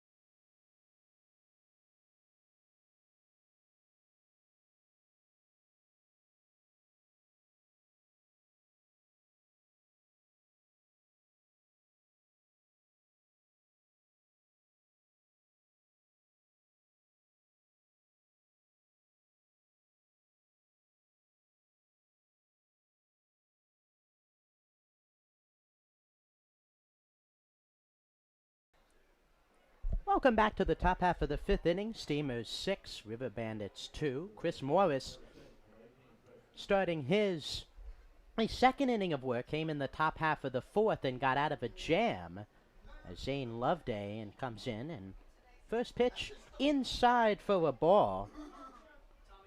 Top of the order, Shelton, Riddle, and Barnes for the River Bandits. And the 1-0 pitch grounded to short. Goff, dive by Garza, and no one comes up with it, and Shelton will reach.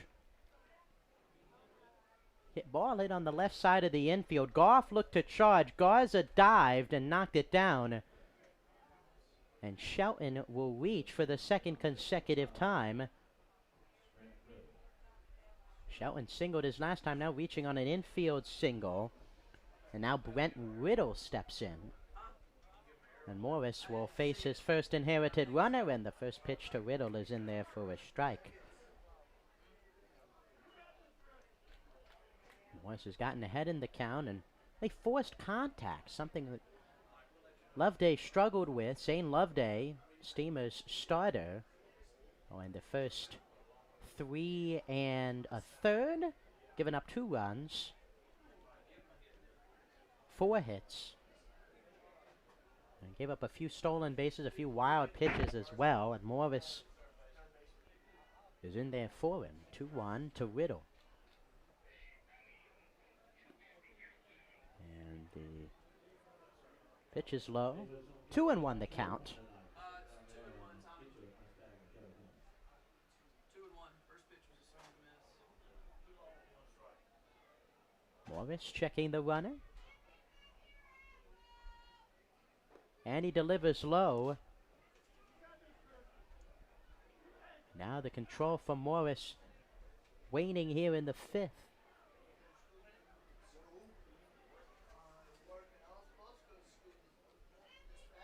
The 3-1. Fouled off by Riddle, taking a 3-1 hack, and he fouls it off. 3-2.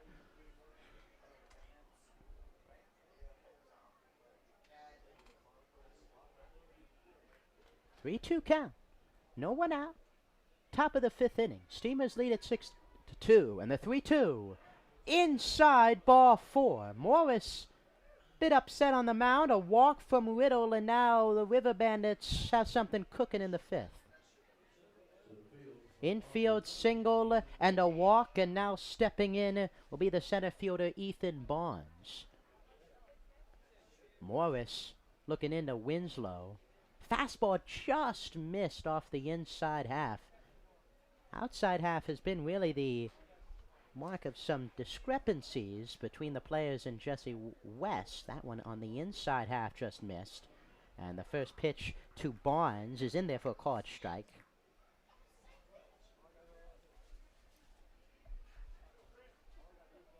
Ethan Barnes from Longwood University. 2 River Bandits in the starting lineup from Longwood. And the 0-1, grounded. Goff, the smart play to third, and gets Shelton out.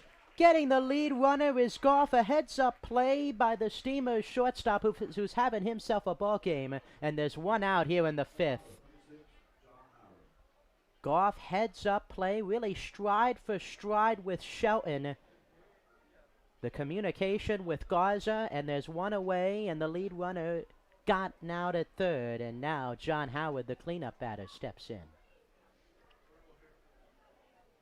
And Howard, a big cut for strike 1. Goff, 2 RBI single, and now a phenomenal play that, who knows what that could have led to if he doesn't come up with that and gun it to third. 2 strikes now on Howard. 1 out. In the top of the 5th. Morris getting in a breaking ball there. He gets a head in Howard, who's already struck out once against Loveday. And the 0-2 is high. And Winslow will go out. Talk to Morris. The Steamers are excited to announce a newfound partnership with the Boys and Girls Club of the Albemarle. This season will mark their first annual jersey fundraiser for the organization to coincide with our Chowan County Cantaloupes moniker. We'll be wearing special themed jerseys on all Wednesdays at historic Hicks Field. On a home game, July 19th, we'll be auctioning off the Cantaloupes jerseys. All the proceeds will go towards the summer programs that benefit the kids of the Boys and Girls Club of the Albemarle. We would like to extend a huge thank you to the RC Theaters of Albemarle Movies 8 for their sponsorship and support of the Boys and Girls Club. Thank you for your support of this great cause. Foul off, and it remains 1-2 to John Howard. And Morris steps off.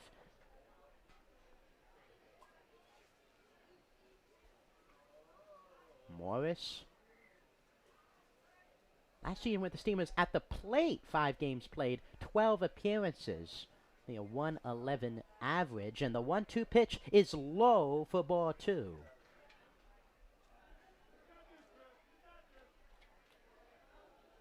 Morris did most of his work on the mound. Steamers offense had enough productivity, but at the start of this season, seen a bit of everything from Morris, and a big cut and a miss on the breaking pitch. Curveball got Howard swinging over the top of it, and now there's 2 outs here in the 5th. So far in the game, the bread and butter for Morris has been that breaking ball. Going to it in 2 strike counts. Now is 1 out away from escaping the top of the 5th. Morris, the first pitch to Gardner is low, ball 1.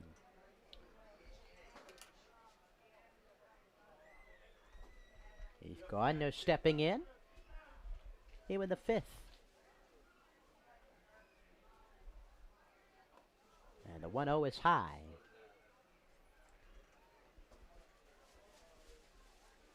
No to Keith Gardner. 415 OBP.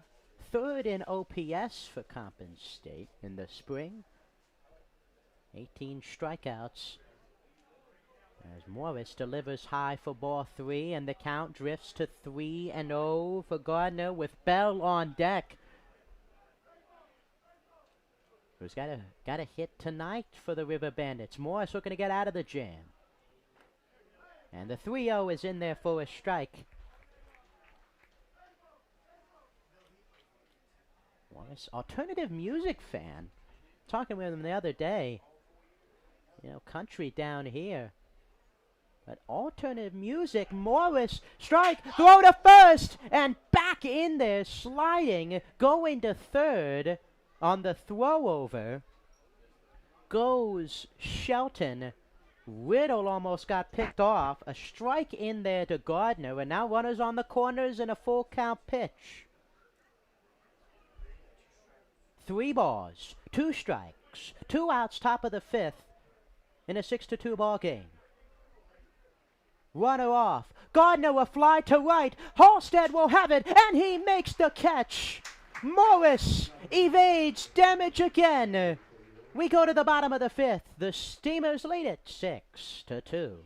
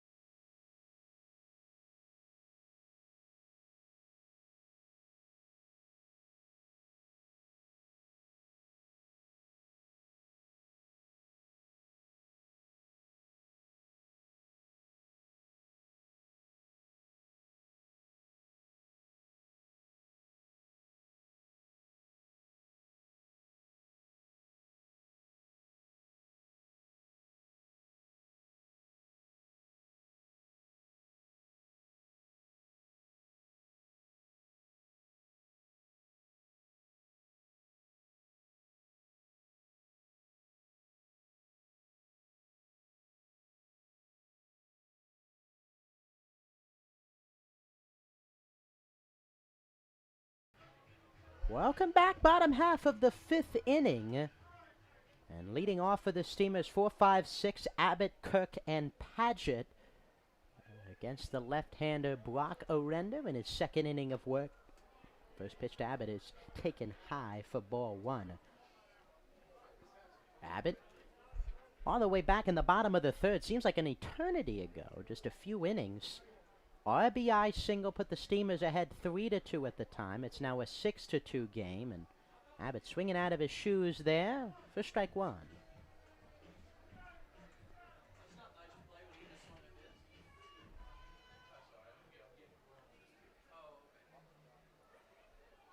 Orender delivers the 1-1 pitch, and Abbott swinging over top of it again, and it's 1-2. Orender facing off against the 2 lefties in the inning. Another River Bandit up in the bullpen for Grant Crosby's squad. Imagine Render's in there, Abbott and Kirk, the 2 lefties, as Abbott fouls that one off.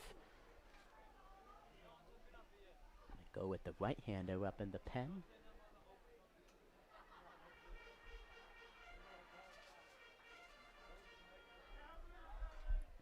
Two to Abbott's 2nd Premier Collegiate League game of the season, a rematch of the 2022 Premier Collegiate League Championship. Steamers, who struggled all year against the River Bandits, won it when it mattered. 11-4 victory in Tarboro. It was the number 1 seed entering the playoffs. The Steamers were the number 2 seed. Steamers took down the Greenbrier Knights in the semifinals, en route to defeating the River Bandits for their 4th championship in team history. The team hasn't repeated as champions since the 2004-2005 season. The full count pitch to Abbott, and a swing and a foul tip in and out of the glove of Wilson, so Abbott will stay up there. Foul ball. And Abbott will get another opportunity here. River Bandits and Steamers just an hour apart from one another. Well, in the South division in the PCL, as Abbott swings over the top of it. The North teams, if you will, of course the standings all represent both teams, but Steamers, Scallywags, and the River Bandits, really the South All-Stars, as was last year, the South All-Stars taking on the North All-Stars during the All-Star break. They face off against the Norfolk Redbirds, Greenbrier Knights. And Kirk fouls the first pitch back. It's 0-1.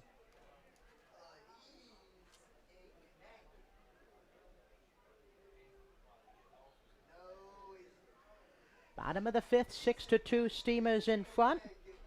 Kirk up at the dish. The walk so far today. Runs scored. It's up here against the lefty Orender. No action now in the River Bandits bullpen, and a ball low taken. It's 1-0. Kirk, first base and third base in the spring.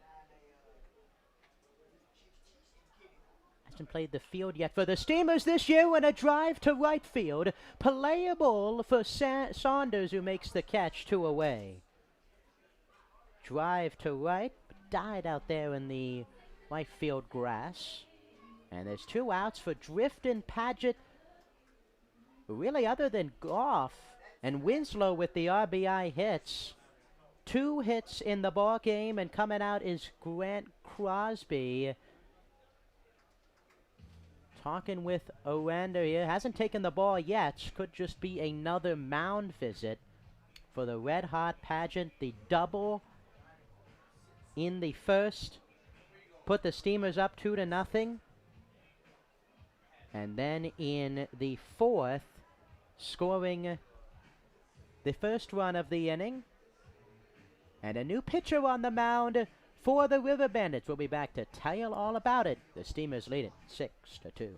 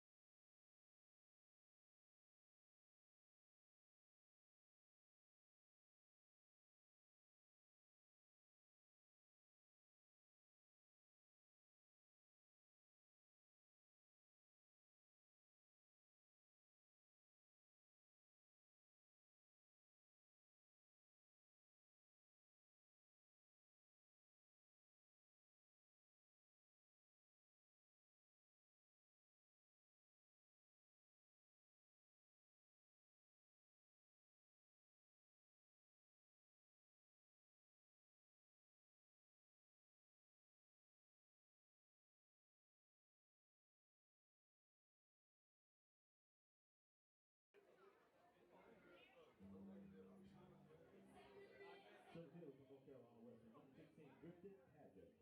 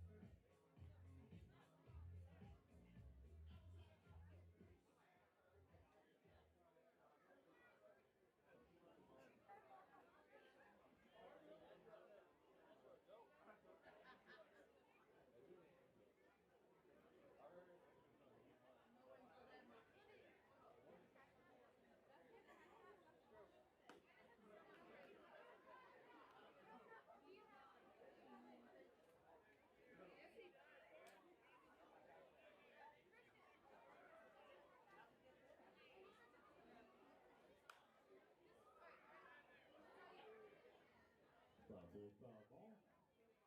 Committee locations Plymouth, Williamston, Edenton, and Ahossie.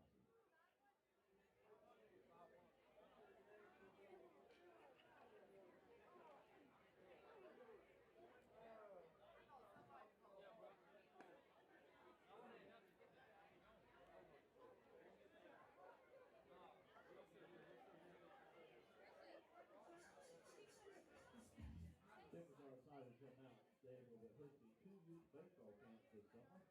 This year's camp dates are June 14th through the 16th and July 19th through the 21st. Young ball players between the ages of 5 and 13 are welcome. Pick up a registration form, sign that form information. Get down to the Customer Service Club.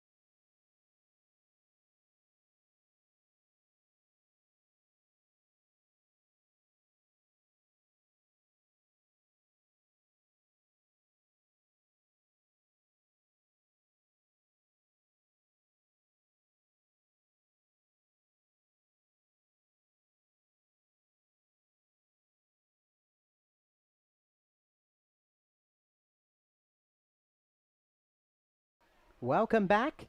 Top half of the 6th inning. The Bandits and the Steamers. Steamers lead at 6-2. And stepping up to the plate for the River Bandits, JB Steamers. Luke Myers is in the ball game for Ben Balsas. And first pitch fouled off by Bell, and it's 0-1.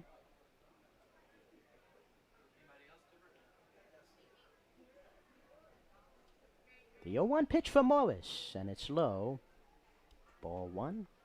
Bell reaching earlier in the game, scoring one of the 2 runs for the River Bandits, both coming one in the 2nd, one in the 3rd. And the 1-1 is there for a card strike. It's 1-2.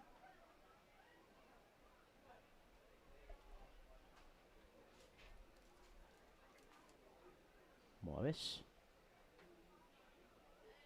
hesitates in the delivery there and throws it high. A bit like Johnny Cueto out there on the mound. A little hesitation. And the batter's timing off, just the ball was a bit high. And the 2-2 outside. Morris came in relief of Zane Loveday in the 4th, had to dodge around a runner on 1st and 2nd. Now comes in the 5th, had a runner on 1st and 2nd, got out of that as well as Bell fouls it off. Count remains 3-2.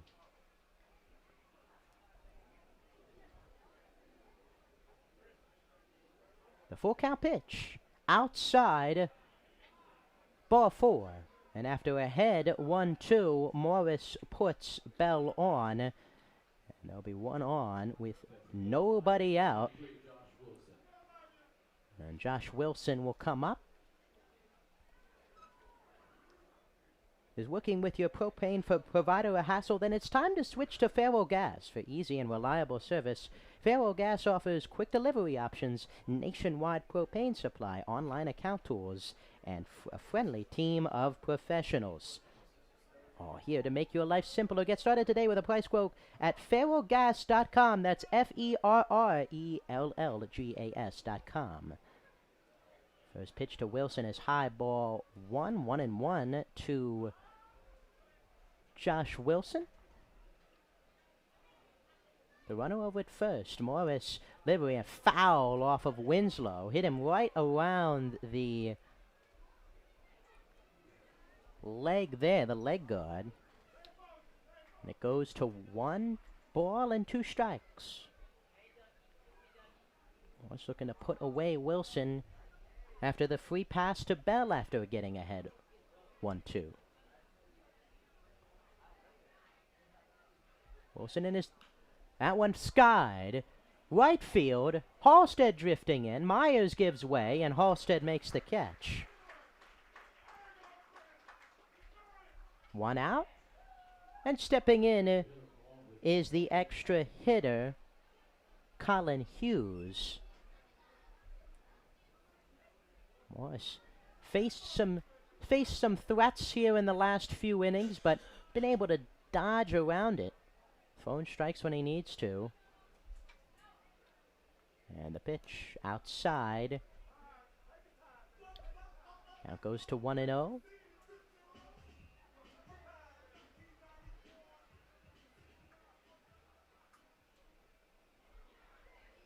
To Hughes, and the pitch from Morris, swung on, driven in the air to right, playable for Halstead. He drifts back, he catches it in right center field, and there's 2 away here in the 6th. Hughes gave it a ride to right, but Halstead drifting under it and making the catch right in front of the Southern Bank sign in right. And there's 2 away, runner on first, and after the walk, 2 flyouts to right, and now Brandon Phillips standing in. Takes the first pitch low and away, ball 1.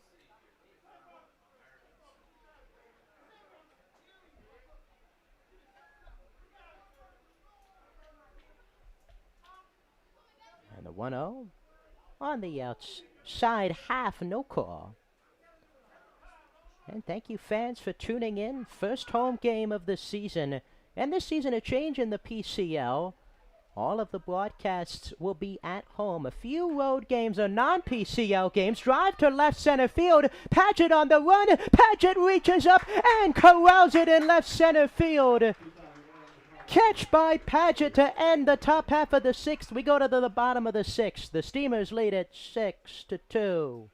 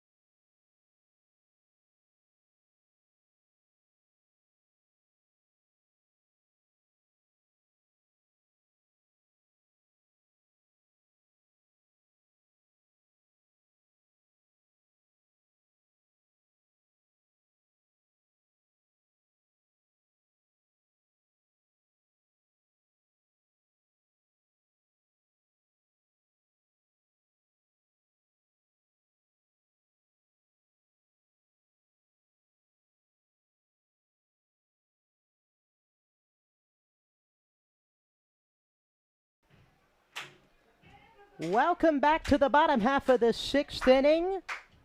7-8-9 for the Steamers. Halstead, Santana, and Garza against Ryan Nielsen, the right-handed pitcher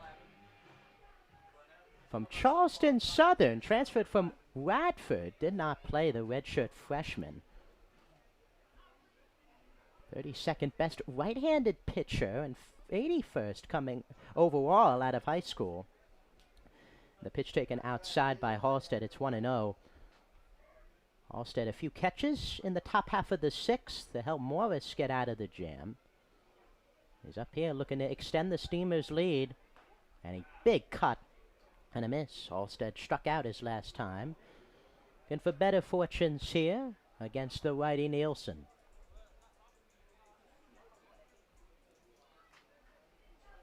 Jacob Smedley here with you on the call. This season, the voice of the Steamers. The honored and privileged to follow up a few other great Temple University broadcasters, Ray Dunn and Luke Milai, and continue the Temple tradition of broadcasting the Steamers. The 2-1 pitch to Halstead, and a big cut and a miss high. Be with you all season long for each one of the Steamers' 30 home games and a few road games outside of the PCL. 2-2 coming here from Halstead. And the pitch from Nielsen. On the outside corner, called strike 3, and Halstead is down for the second time on strikes. One away here in the sixth. And now Giomar Santana will come out. Santana walked his last time and scored on the Goff 2 RBI base knock.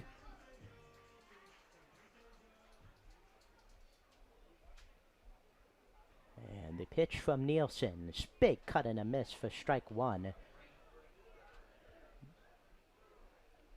Nielsen. Fastball, curveball, changeup. Fastball sitting around high 90s. Curveball around 73 and a changeup and around 81. There's a fastball there right by Santana. Strike number 2.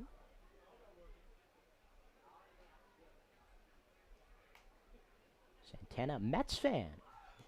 Idiel Molina, favorite baseball player growing up. And the count is 1-2.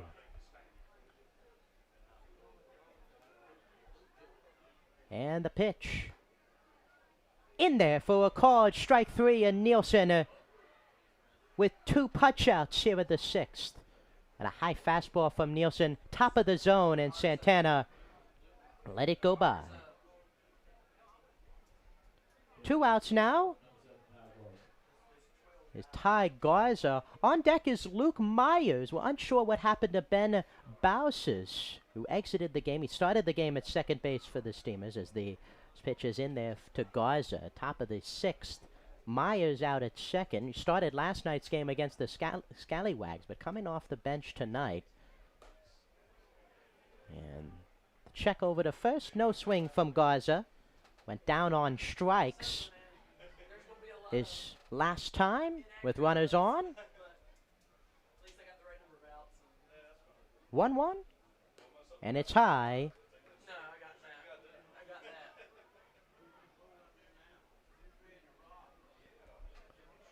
2 balls, 1 strike to Garza. And the pitch. Outside, and it's 3-1. Steamers got Garza a bit late in terms of getting the other players. Originally was supposed to be a scallywag this season. And a lot of players moving around to start the season. A big cut and a miss. I was thankful to have Garza, especially been with Cottle out to start the season. Having versatility in the middle infield. Full count pitch by Nielsen, and a foul ball by Garza. Nielsen looking to strike out the side, and Santana getting Halstead on strikes. 6-2 ball game here in the bottom of the 6th.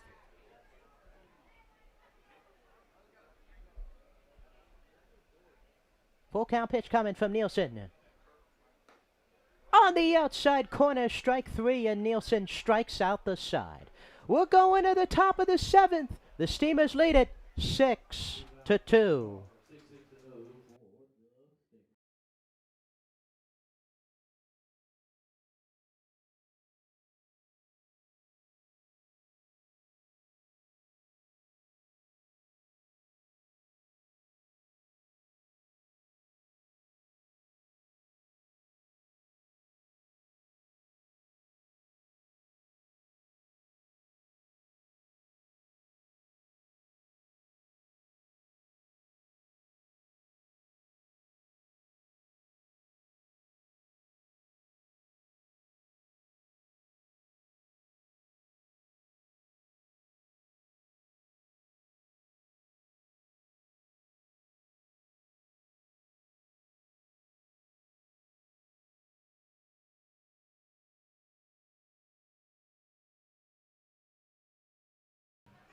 Welcome back to historic Hicks Field. Who's ready to rock? The 2nd annual Clam Jam is coming up on Saturday, September 9th. We will welcome 3 awesome bands to jam out at historic Hicks Field. Starting at 5 p.m. that afternoon, Old Fish Hatchery Records will take the stage, followed by the Eric Dunlow Band at 7 p.m. and headlining Daniel Jordan Band at 9 p.m. Advance tickets will be available at EdentonSteamers.com for $15 or can be purchased at the gate that night for $20.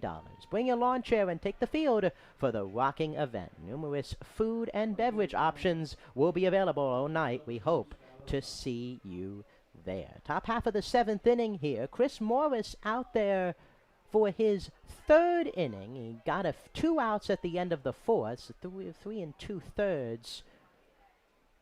2 2/3, excuse me. A foul ball there from Saunders. 10-1-2 due up for the River Bandits. Again, for those new to the PCL, new to this season, really, PCL adding an extra hitter in there. 10 batters for each team. Not only a designated hitter, but teams can have an extra hitter. But unlike a designated hitter, as a square round pitch goes high, almost hits Saunders. Now goes to 1-1. Again, unlike the designated hitter, the extra hitter, you can't sub in on defense like you can with the designated hitter with a pitcher. And the 1-1 pitch fouled off by Saunders, and it's 1-2. Skylar Saunders, Monmouth University, transferred from Patrick Henry Community College. 25 games played, only 3 starts. 200 average with a .320 slugging, 25 at-bats and 10 runs batted in. The 1-2 pitch to him, slider that just missed on the inner half, and the count goes to 2-2. Saunders primarily in right field for Monmouth, and he sends a fly ball to left. Coming in is Santana. He won't get there, and Saunders will have a leadoff single here in the 7th inning. A pair of arms starting to warm up for the Steamers out in the bullpen. And that field line is, again, Morris in his 3rd inning of work in relief of the Steamers starter for tonight's game, Zane Loveday. Loveday went 3 1/3. He gave up 2 runs, the only 2 runs for the River Bandits. And the first pitch to the leadoff man, Preston Shelton, is outside. Shelton has reached his last 2 plate appearances, a single and then a walk. He also has a few steals. The 1-0 fly ball to right. Halstead drifting over. Halstead will make the catch right by the foul line. Davis Halstead has been ranging all over the place the past few innings. Made a few catches in the 6th. That one drifting all the way over to right field and hauls it in. Now stepping in is Brent Riddle, the left fielder. Halstead known as a phenomenal defender out there in the outfield, and showing why. First pitch in there for a strike to Riddle. Again, 2 arms warming up for the Clams. John Horton out there. Going off, hit and run, and a foul ball by Riddle. Off of the mask of Winslow and off of home plate umpire Jesse West, who will have a minute, and Steamers athletic trainer Courtney Phelps will come out, and we'll step aside for a moment as as the umpire Jesse West gets his bearings. You're watching Steamers Baseball on YouTube.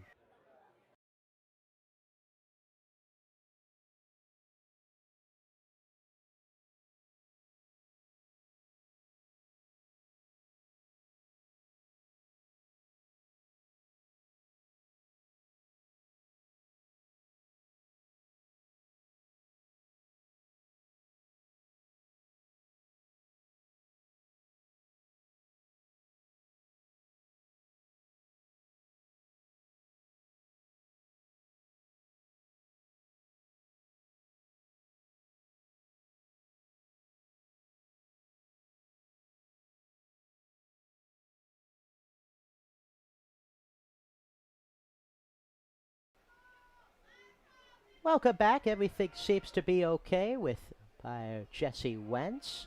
And called strike 3. The breaking ball is in there, and Riddle goes down on strikes. 2 outs. Here in the top of the 7th, the strikeout for Morris. And we go bring up the center fielder Ethan Barnes.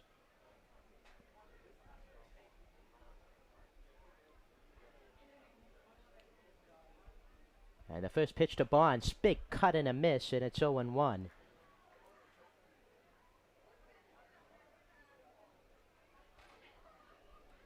Barnes, as mentioned earlier, Longwood University, played at Becker Academy in high school.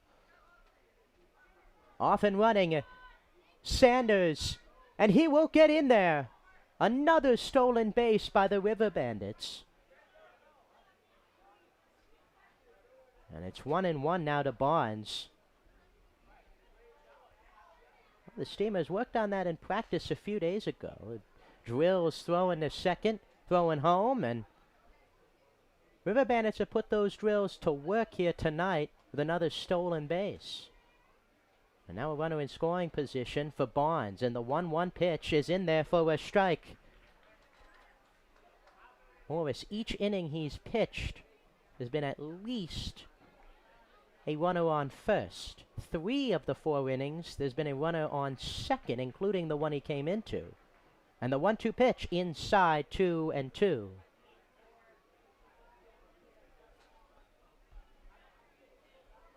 2 balls, 2 strikes. Top of the 7th, Steamers lead it 6-2. Neither team has scored in the past 2 innings.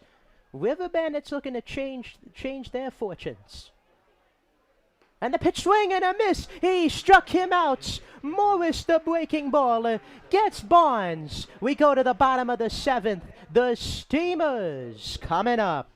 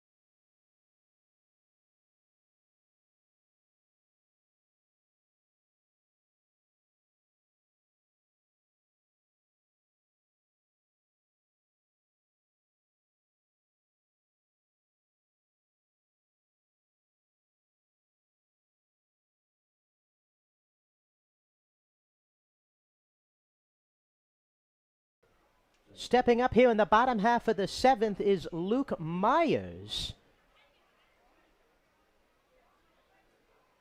And the first pitch to Myers is high, ball 1.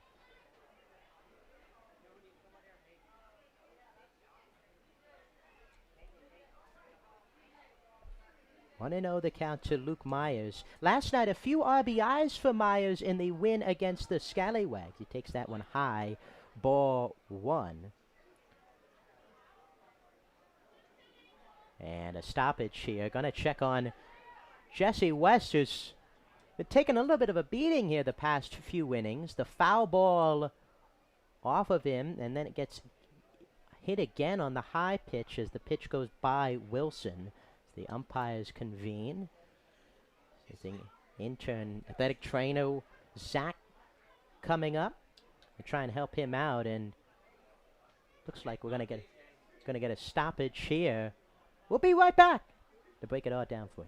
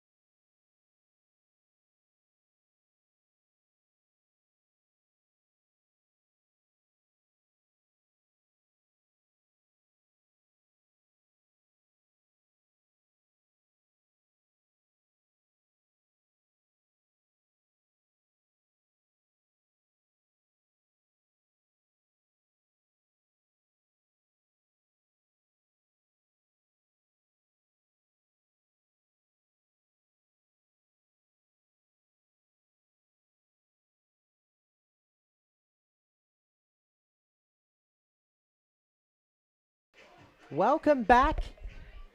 Still a delay here, just to update folks. Umpire change here. Gonna send Jesse West, who, as mentioned, just a few balls off of him. Hope everything's okay with the home plate umpire. But again, a quick delay in a 6-2 ball game here in the bottom of the 7th. It's like West coming back out to play first base. We'll step aside. But again, a game recap here before the umpires come back. 6-2 ball game. Steamers lead it. But both teams haven't scored a run since the 4th inning. Steamers got 2 in the first. A hit by Winslow and a hit by Drift and Paget made it 2-0. In the second and the third, the River Bandits got 2 back on some bloop singles, some great base running, taking advantage of some mistakes for the Steamers. Steamers got 1 back in the bottom of the third, though. Tate Abbott with an RBI base hit to center field. That brought in Winslow, reached on an error.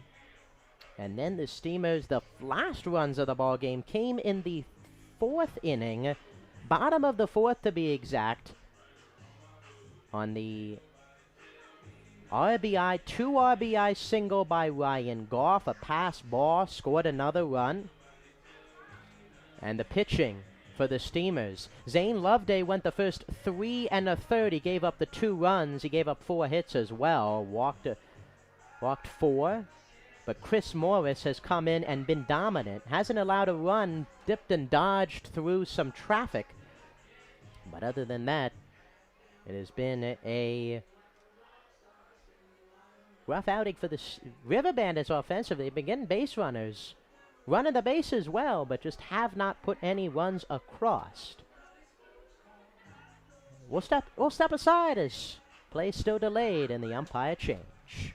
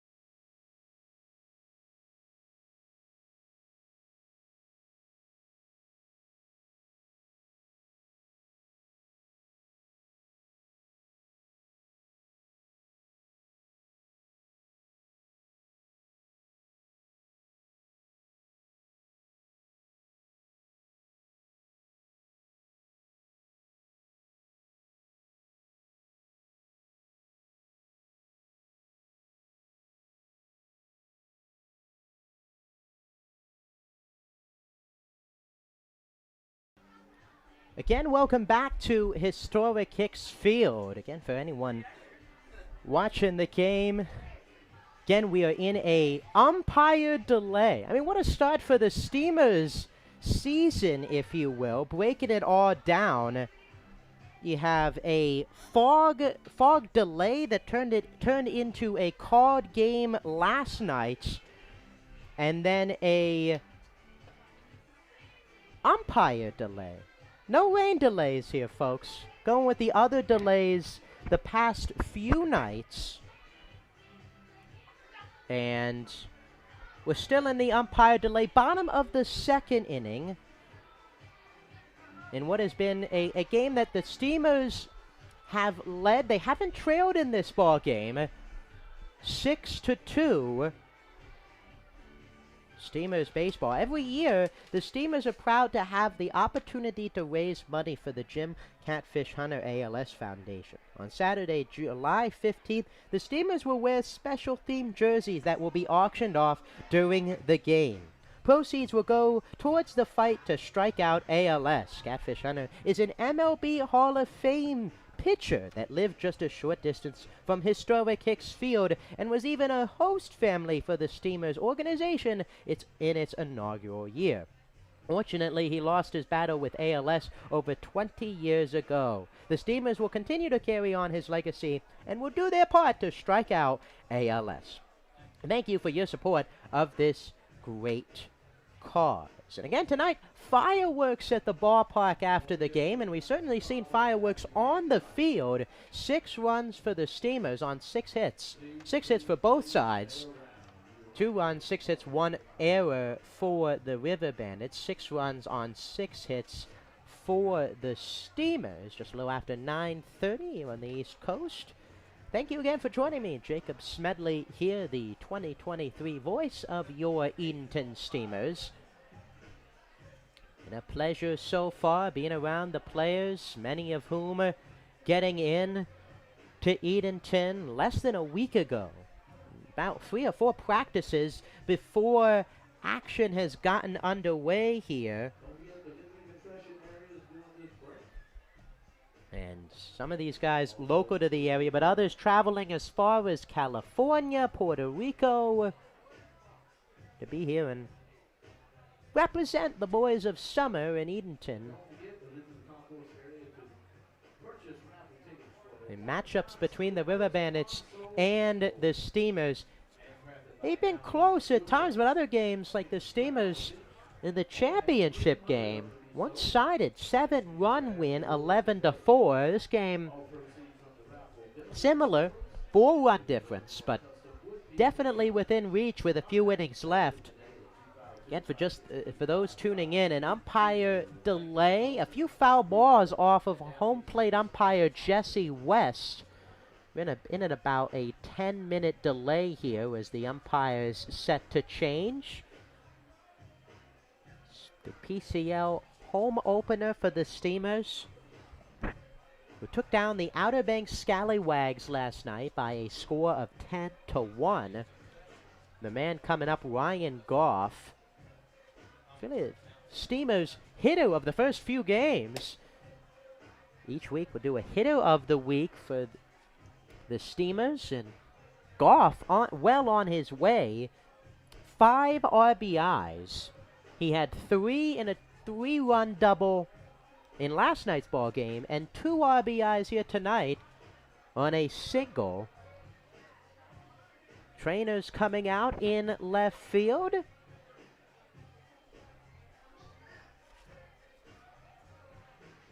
Is working with your propane provider a hassle? Then it's time to switch to Faro Gas. For easy and reliable service, Faro Gas offers quick delivery options, nationwide propane supply, online account tools, and a friendly team of professionals all here to make your life simpler. Get started today with a price quote at ferrogas.com. That's FERRELLGAS.com. Some new features here at the ballpark for the fans taking in the first game. It looks like the umpires coming back onto the playing surface as we're getting set to resume the bottom half of the 7th. It was a 2-0 count from Ryan Nielsen. And now the players got to run back on the field. The umpires come on almost like a rain delay, long innings. And Myers, 2-0 count. Bottom of the 7th. Luke Myers coming into the game for Ben Bausis, who exited for uncertain reasons. Still going to work on that for you folks. Bausis, the second baseman, Choan.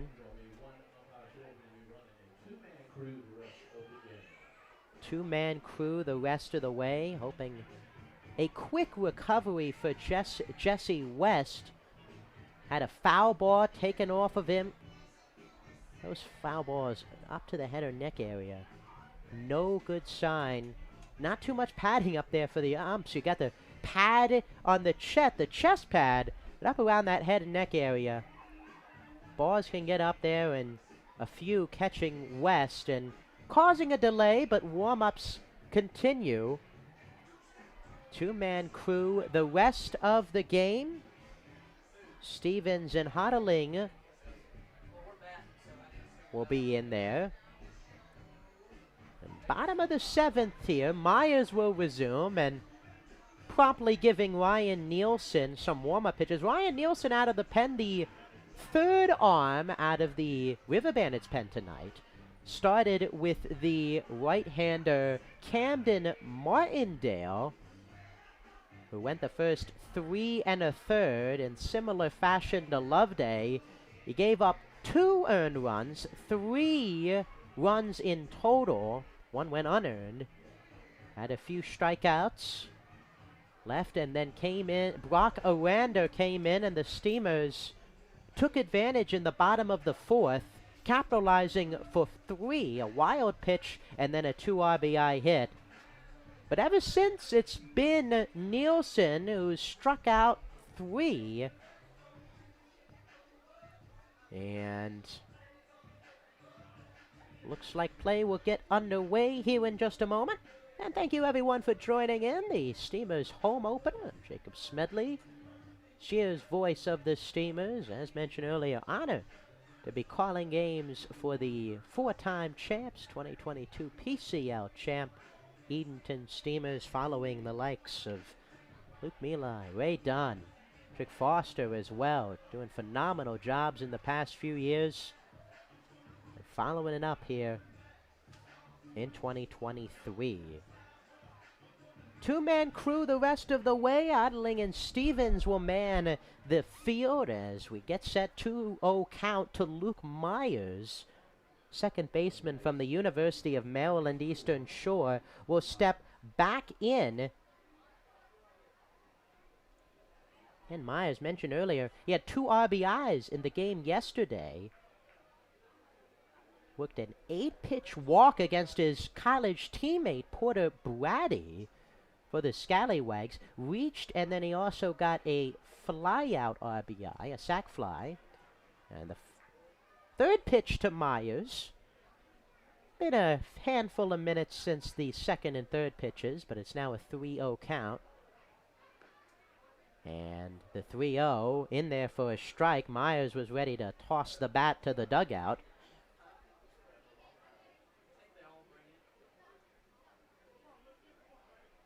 Myers, 34 walks in the spring, was a team high for Maryland Eastern Shore, and he gets another one. Here, his second of the season, and the Steamers have a base runner after the delay here in the 7th. Top of the order, excuse me. Ryan Goff, as mentioned a few minutes ago, 2 RBI single. The last run scored by either side put the Steamers up 6-2 all the way back in the 4th inning. And Nielsen, the first time he's had to work out of the stretch here today in his 2+ innings. Myers got some speed over at first, too, and the first pitch in there for a strike to Goff.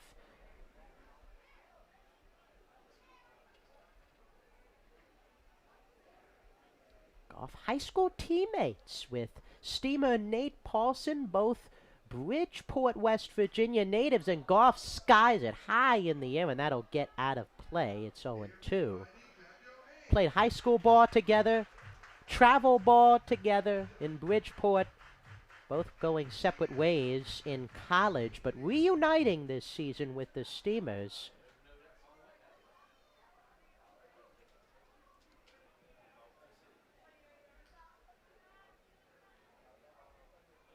Oh, and 2 count. Myers over at first, and the pitch. Fly ball, this one in play. Camping under it is Bell at second, and he'll make the catch 1 away.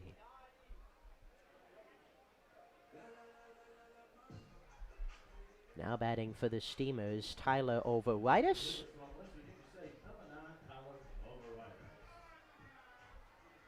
Overitis in there. Myers at first. Ritis a walk today, a run scored. Few arm continuing to warp for the River Bandits in the bullpen. And the pitch in there, Overitis fouls it off. And it's 0-1.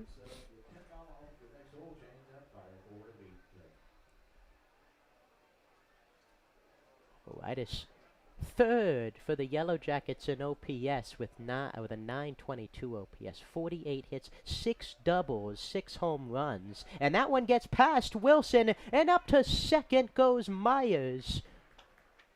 Pass ball there, in and out of the glove. And Overitis now an opportunity to give the Steamers a 5-run lead.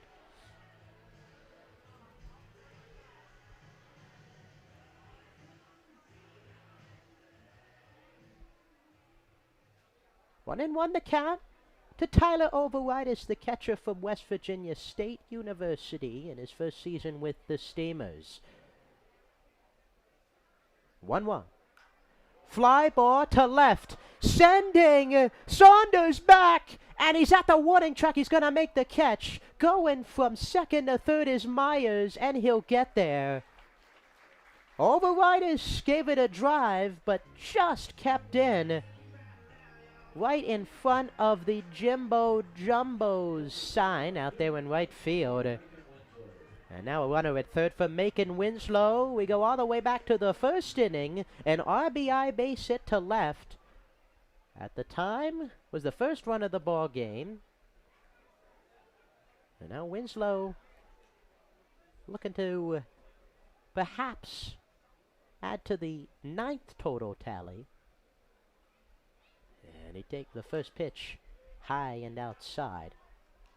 Winslow, we mentioned earlier, Pro 5 baseball, attended Paquimins County High School, right up the road. Followed really the path of last year's really Steamers 2-way MVP Tanner Thatch. And takes in there for a strike.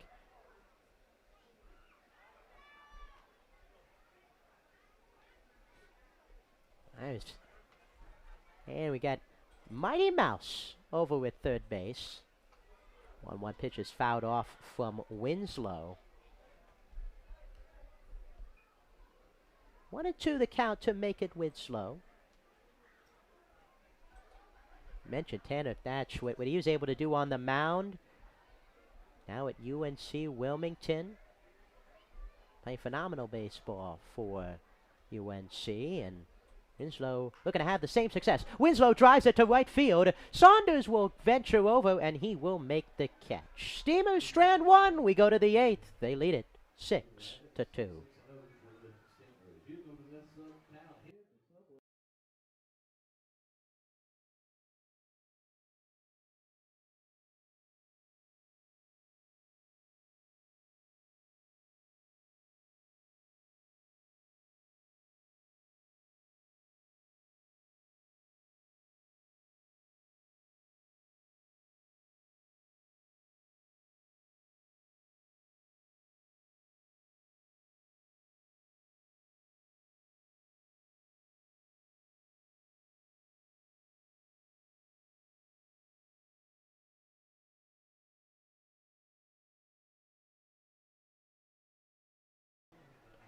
Wells fans, summer is here. You know what that means. Graduation. parties, and cookout season. The Steamers Party Tent is the perfect place to host your next get-together. Schedule a picnic before the game for your next birthday bash, family gathering, or business rendezvous. It's the classic choice for family summer fun. Call the office at 482-408 for more details. Welcome back to historic Hicks Field. A 6-2 lead for the Steamers. 6 outs away from going to 2-0 on the season and starting 2-0 in Premier Collegiate League play. Don't go anywhere, though. Tomorrow night, the Steamers are back here at historic Hicks Field for some non-PCL action against the Clayton Clovers. All the action will be right here on the Edenton Steamers YouTube page. And every home game broadcasted live. Tune in early to catch all the Steamers action. New pitcher on the mound for the Clams, taking over for Chris Morris, is right-hander John Horton. Number 27, the 6'1", 175, 6'1", 220-pound right-hander from Virginia Beach, Virginia, airing from Norfolk State University.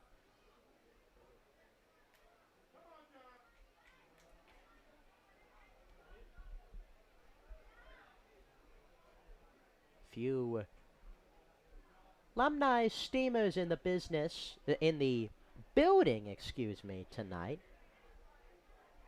And Brantley Cutler, teammates with Myers at Maryland Eastern Shore.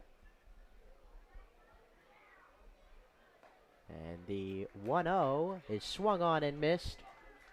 1-1.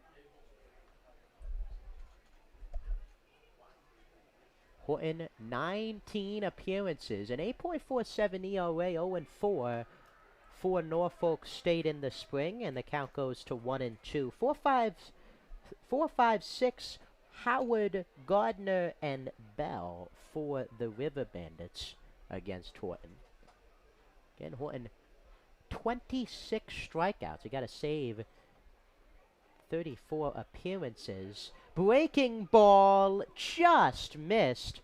Horton was turning off the mound. So was Howard. He was turning backwards. Backdoor breaking ball that just missed. 2 balls, 2 strikes. That one's in there. Called strike 3 on the breaking pitch, and there's 1 away here in the 8th. Went right back to it, and Howard frozen up. And there's 1 away, and Keith Gardner stepping in. Again, going back to Horton. Finished the last 4 1/3 inning pitch scoreless at 4 Ks to end his season with the Spartans. The junior gets a big swing and a miss from Gardner.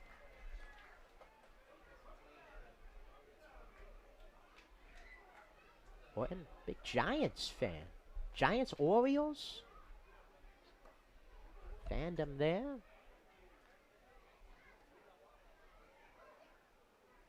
1-1 count to Gardner.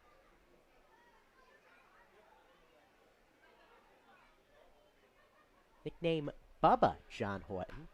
1-1 count. Gardner to left. Diving catch out there. Nonetheless, 2 away. It's like Paulson in there. Excuse me, a substitution. Nate Paulson out in left makes the catch, and there's 2 away. Apologies for the delays, ladies and gentlemen. A few substitutions for the Steamers here in this one. Myers in at second, and Nate Paulson in left field. And the first pitch to the second baseman, J.B. Bell, is in there for a ball.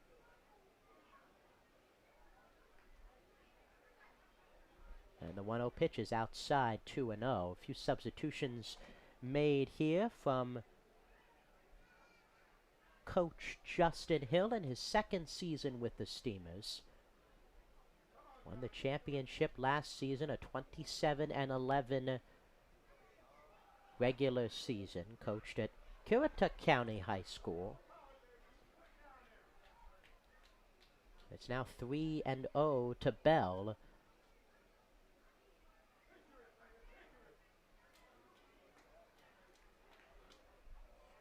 Horton comes set in the 3-0 pitch, and it's high, and Bell walks on 4 pitches. Another walk for Bell here in the game, and that'll bring up Josh Wilson, the catcher.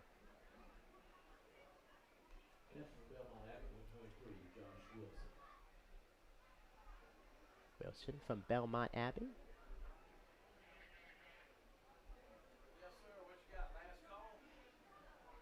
Wake Forest, North Carolina.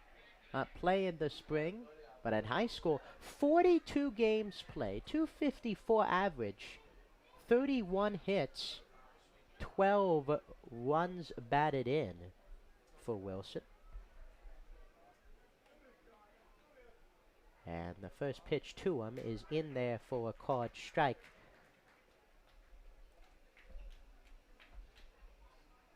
Horton playing at Norfolk State University, but transferred from Patrick Henry Community College. Pitch drifts high. It's 1-1. Fastball, slider, split finger, and curveball in the arsenal of Horton. Saw that curveball, nasty curveball a few batters ago for the strikeout. And the 1-1 pitch is low. We'll see if he goes back to it here against Wilson in this 2-1 count. Few fastballs that missed. The walk to Bell. Top of the 8th, 6-2 Steamers lead. With 2 outs. 2-1, fouled off. A bat goes flying from Wilson. Might have to get out the measuring tape to see which one went farther, the bat or the baseball. Baseball exited the playing field, and the bat hitting the netting close to the Steamers' dugout. 2-2, 2 outs, top of the 8th in a 6-2 ball game. Line for the Steamers, 6 runs on 6 hits. For the River Bandits, 2 runs, 6 hits, and 1 error. Neither team has scored in the last 3 innings. The last run was a 2-run single by Ryan Goff, and a swing and a miss on the breaking pitch, and a fist bump from Horton. We go to the bottom of the 8th. The Steamers lead at 6-2.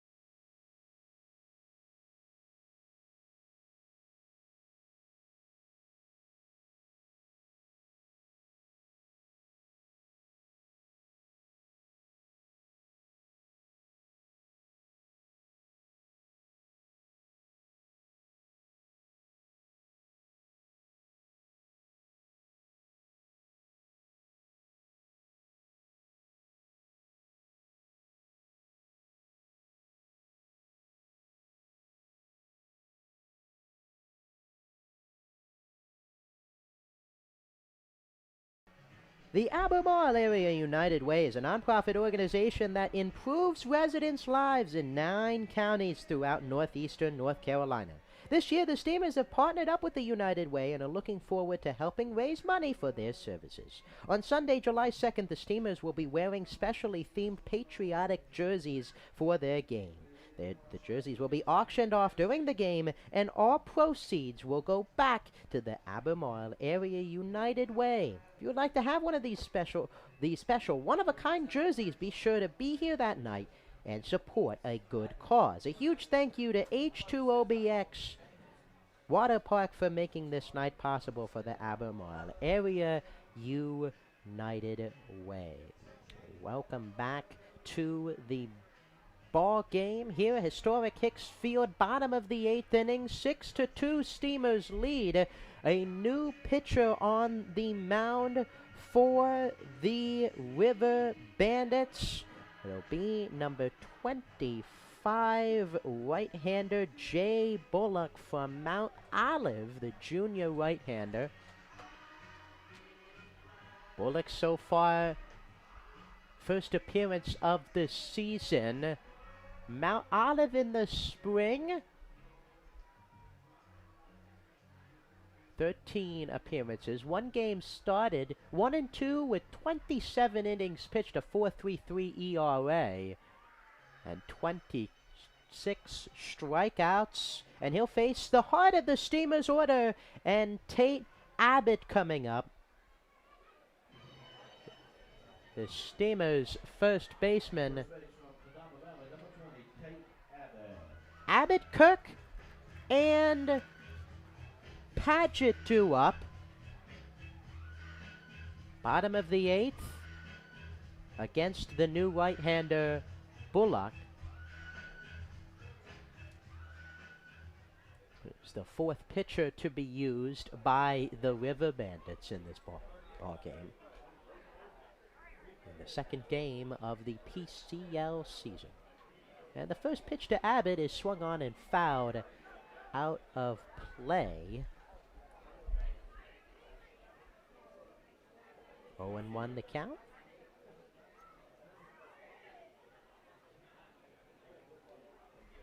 We'll look around the PCL schedule as the season starts. River Bandits and Steamers, the only Premier Collegiate League teams in action tonight. Tomorrow, the Scallywags will visit the River Bandits. You can check that out on the Tarboro River Bandits YouTube page. The Greenbrier Knights head to the Tri-City Chili Peppers. And the next pitch in there for a strike to Abbott. And, of course, the Clayton Clovers will visit historic Hicks Field and take on the Steamers. First pitch will be at 7:05. 0-2 count to Abbott. That one low. As things get underway in the PCL. Some action Monday as well. River Bandits visit the Scallywags in the Outer Banks. And then the Steamers playing host to the High Point Air Force of the Southeastern Baseball League. Some good games coming up. As the season is underway, be sure to get your tickets at EdentonSteamers.com. Abbott fouls that one off. It remains 1-2. Bottom of the 8th inning, 6-2 Steamers in front. And the next pitch is inside.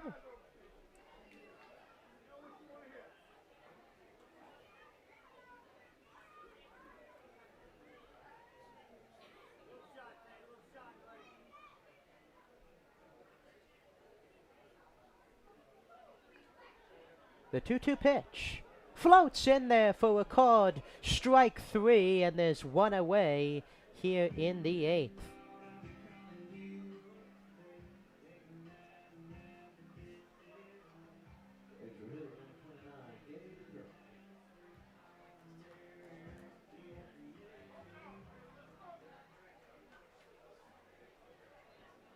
Apologies for the scoreboard malfunction here on the broadcast. It's 1 out, and the pitch in there for a ball to Kirk, 1-0. Still a 6-2 game, bottom of the 8th inning. The new pitcher on the mound. It's low, 2-0. New pitcher for the River Bandits, the right-hander, Jay Bullock. 2-0 the count, 1 out. That one lined by Kirk to second, and it'll get under the glove of Bell into right field. Kirk a big turnaround first, and he will stay there. And 1 out.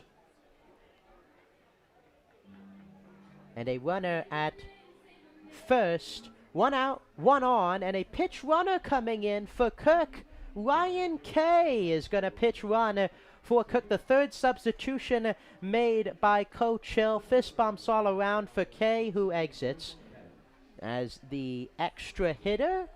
So Kay will take his spot in the order. I don't know if he'll come up again, especially with this juncture. 6-2 Steamers lead, and 3 outs to secure the victory. Kay comes in. Second year with the Steamers, played in 2021. Marietta, California. It's an offensive juggernaut, offensive juggernaut for West Virginia State in the spring, as Paget fouls that one back. Count is 0-1 with 1 out. Apologies for the scoreboard issue here on the broadcast. Have that fixed for you shortly. As of now, the count 0-1 to Paget. Driftin' Paget a few hits today, including an RBI single. He's also doubled. And the count goes to 0-2 on the foul ball back to the screen. 0-2, 1 out. Ryan Kay over at first base after the single by Kirk. Really could have been ruled an E2 as well underneath the glove of J.B. Bell.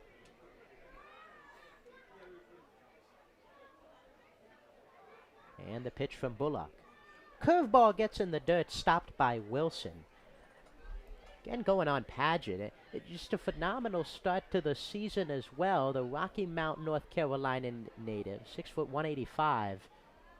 USA South All-Conference player in 2022, second team All-Region. We're talking about a 283 average, 411 OBP, and a 380 slugging at the plate. Grounds it back to second. Could be 2. Throw to first is in time. Paget grounds into a double play. Bullock strands 1. Steamers looking to close it out for their second win of the season. They lead it 6-2 heading to the top half of the 9th.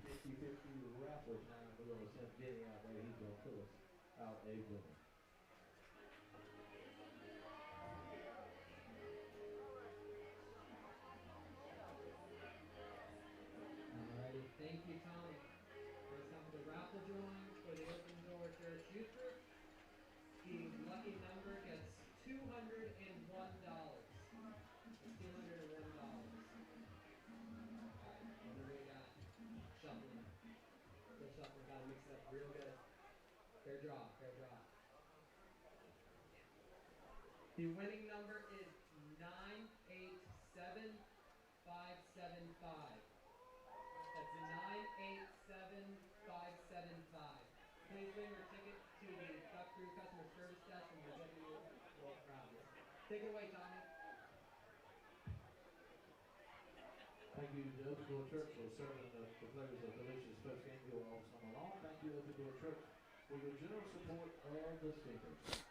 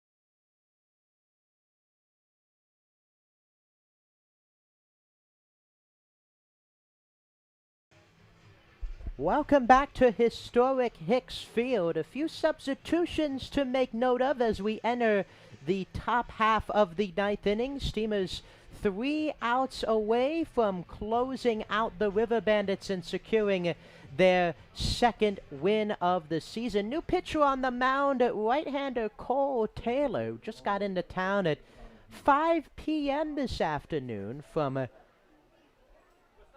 Longwood University.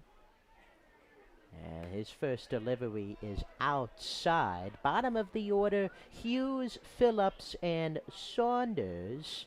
Apologies for the scoreboard in the last half inning. Back up and working here.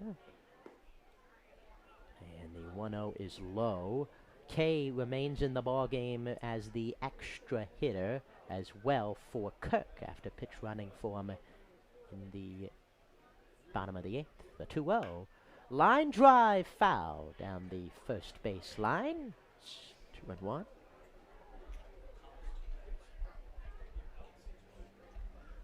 College teammates facing off against one another. 3 Longwood University Lancers and on the playing field. Hughes facing off. Second straight night of college teammates facing off. The greatness of the PCL. You got guys from the same team facing off against one another. Played for Longwood in the spring. Luke Myers and Porter Brady when the Steamers played the Scallywags last night. University of Maryland Eastern Shore facing off. Myers and Brady, too, having a little conversation after that one. And the delay was going on. The 8-pitch at-bat that Myers got an RBI out of it. Taylor looking to win the battle here. And he gets the fastball on the inner half for a called strike 3. Coming back down 3-0. Taylor getting out Hughes. Hughes who caught him at Longwood. Probably knows that pitch all day and night and stared at it for out number 1, 2 outs away. Phillips standing in. And the first pitch to Phillips is in there for a called strike.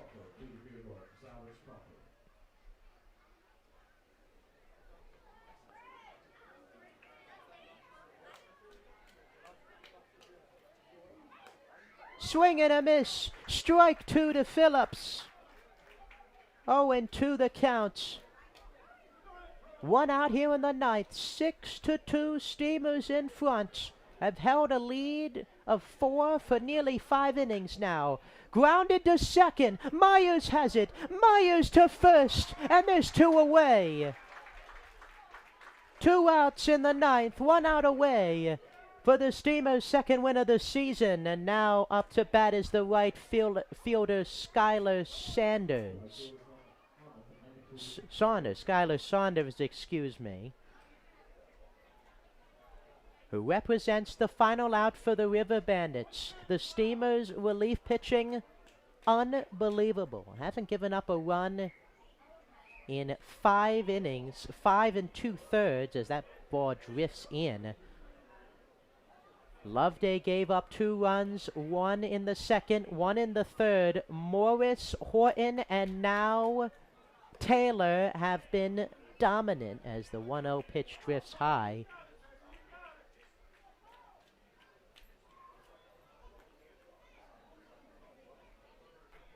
And the 2-0 pitch, swing and a miss by Saunders. It's 2-1.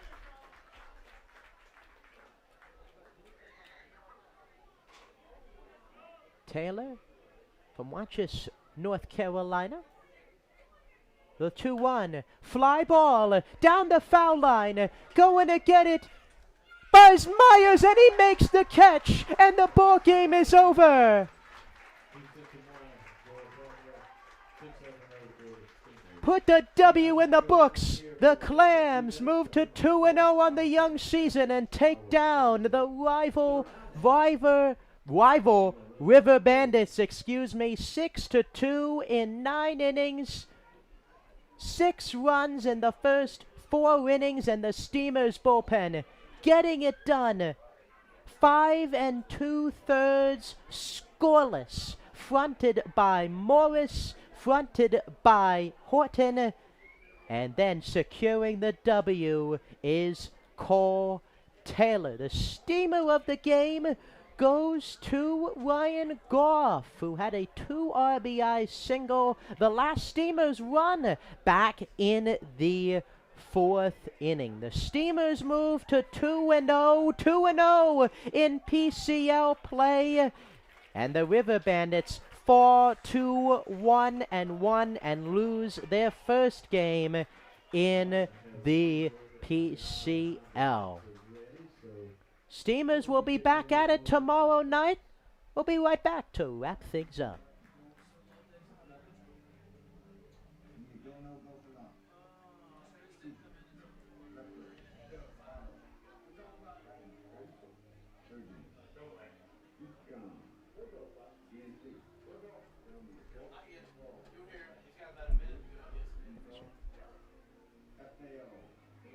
Welcome back. Final score, Steamers 6, River Bandits 2, the home opener. And in the 2022 PCL rematch, the Steamers win it 6-2. Again, I'm Jacob Smedley on the call with you for every home game.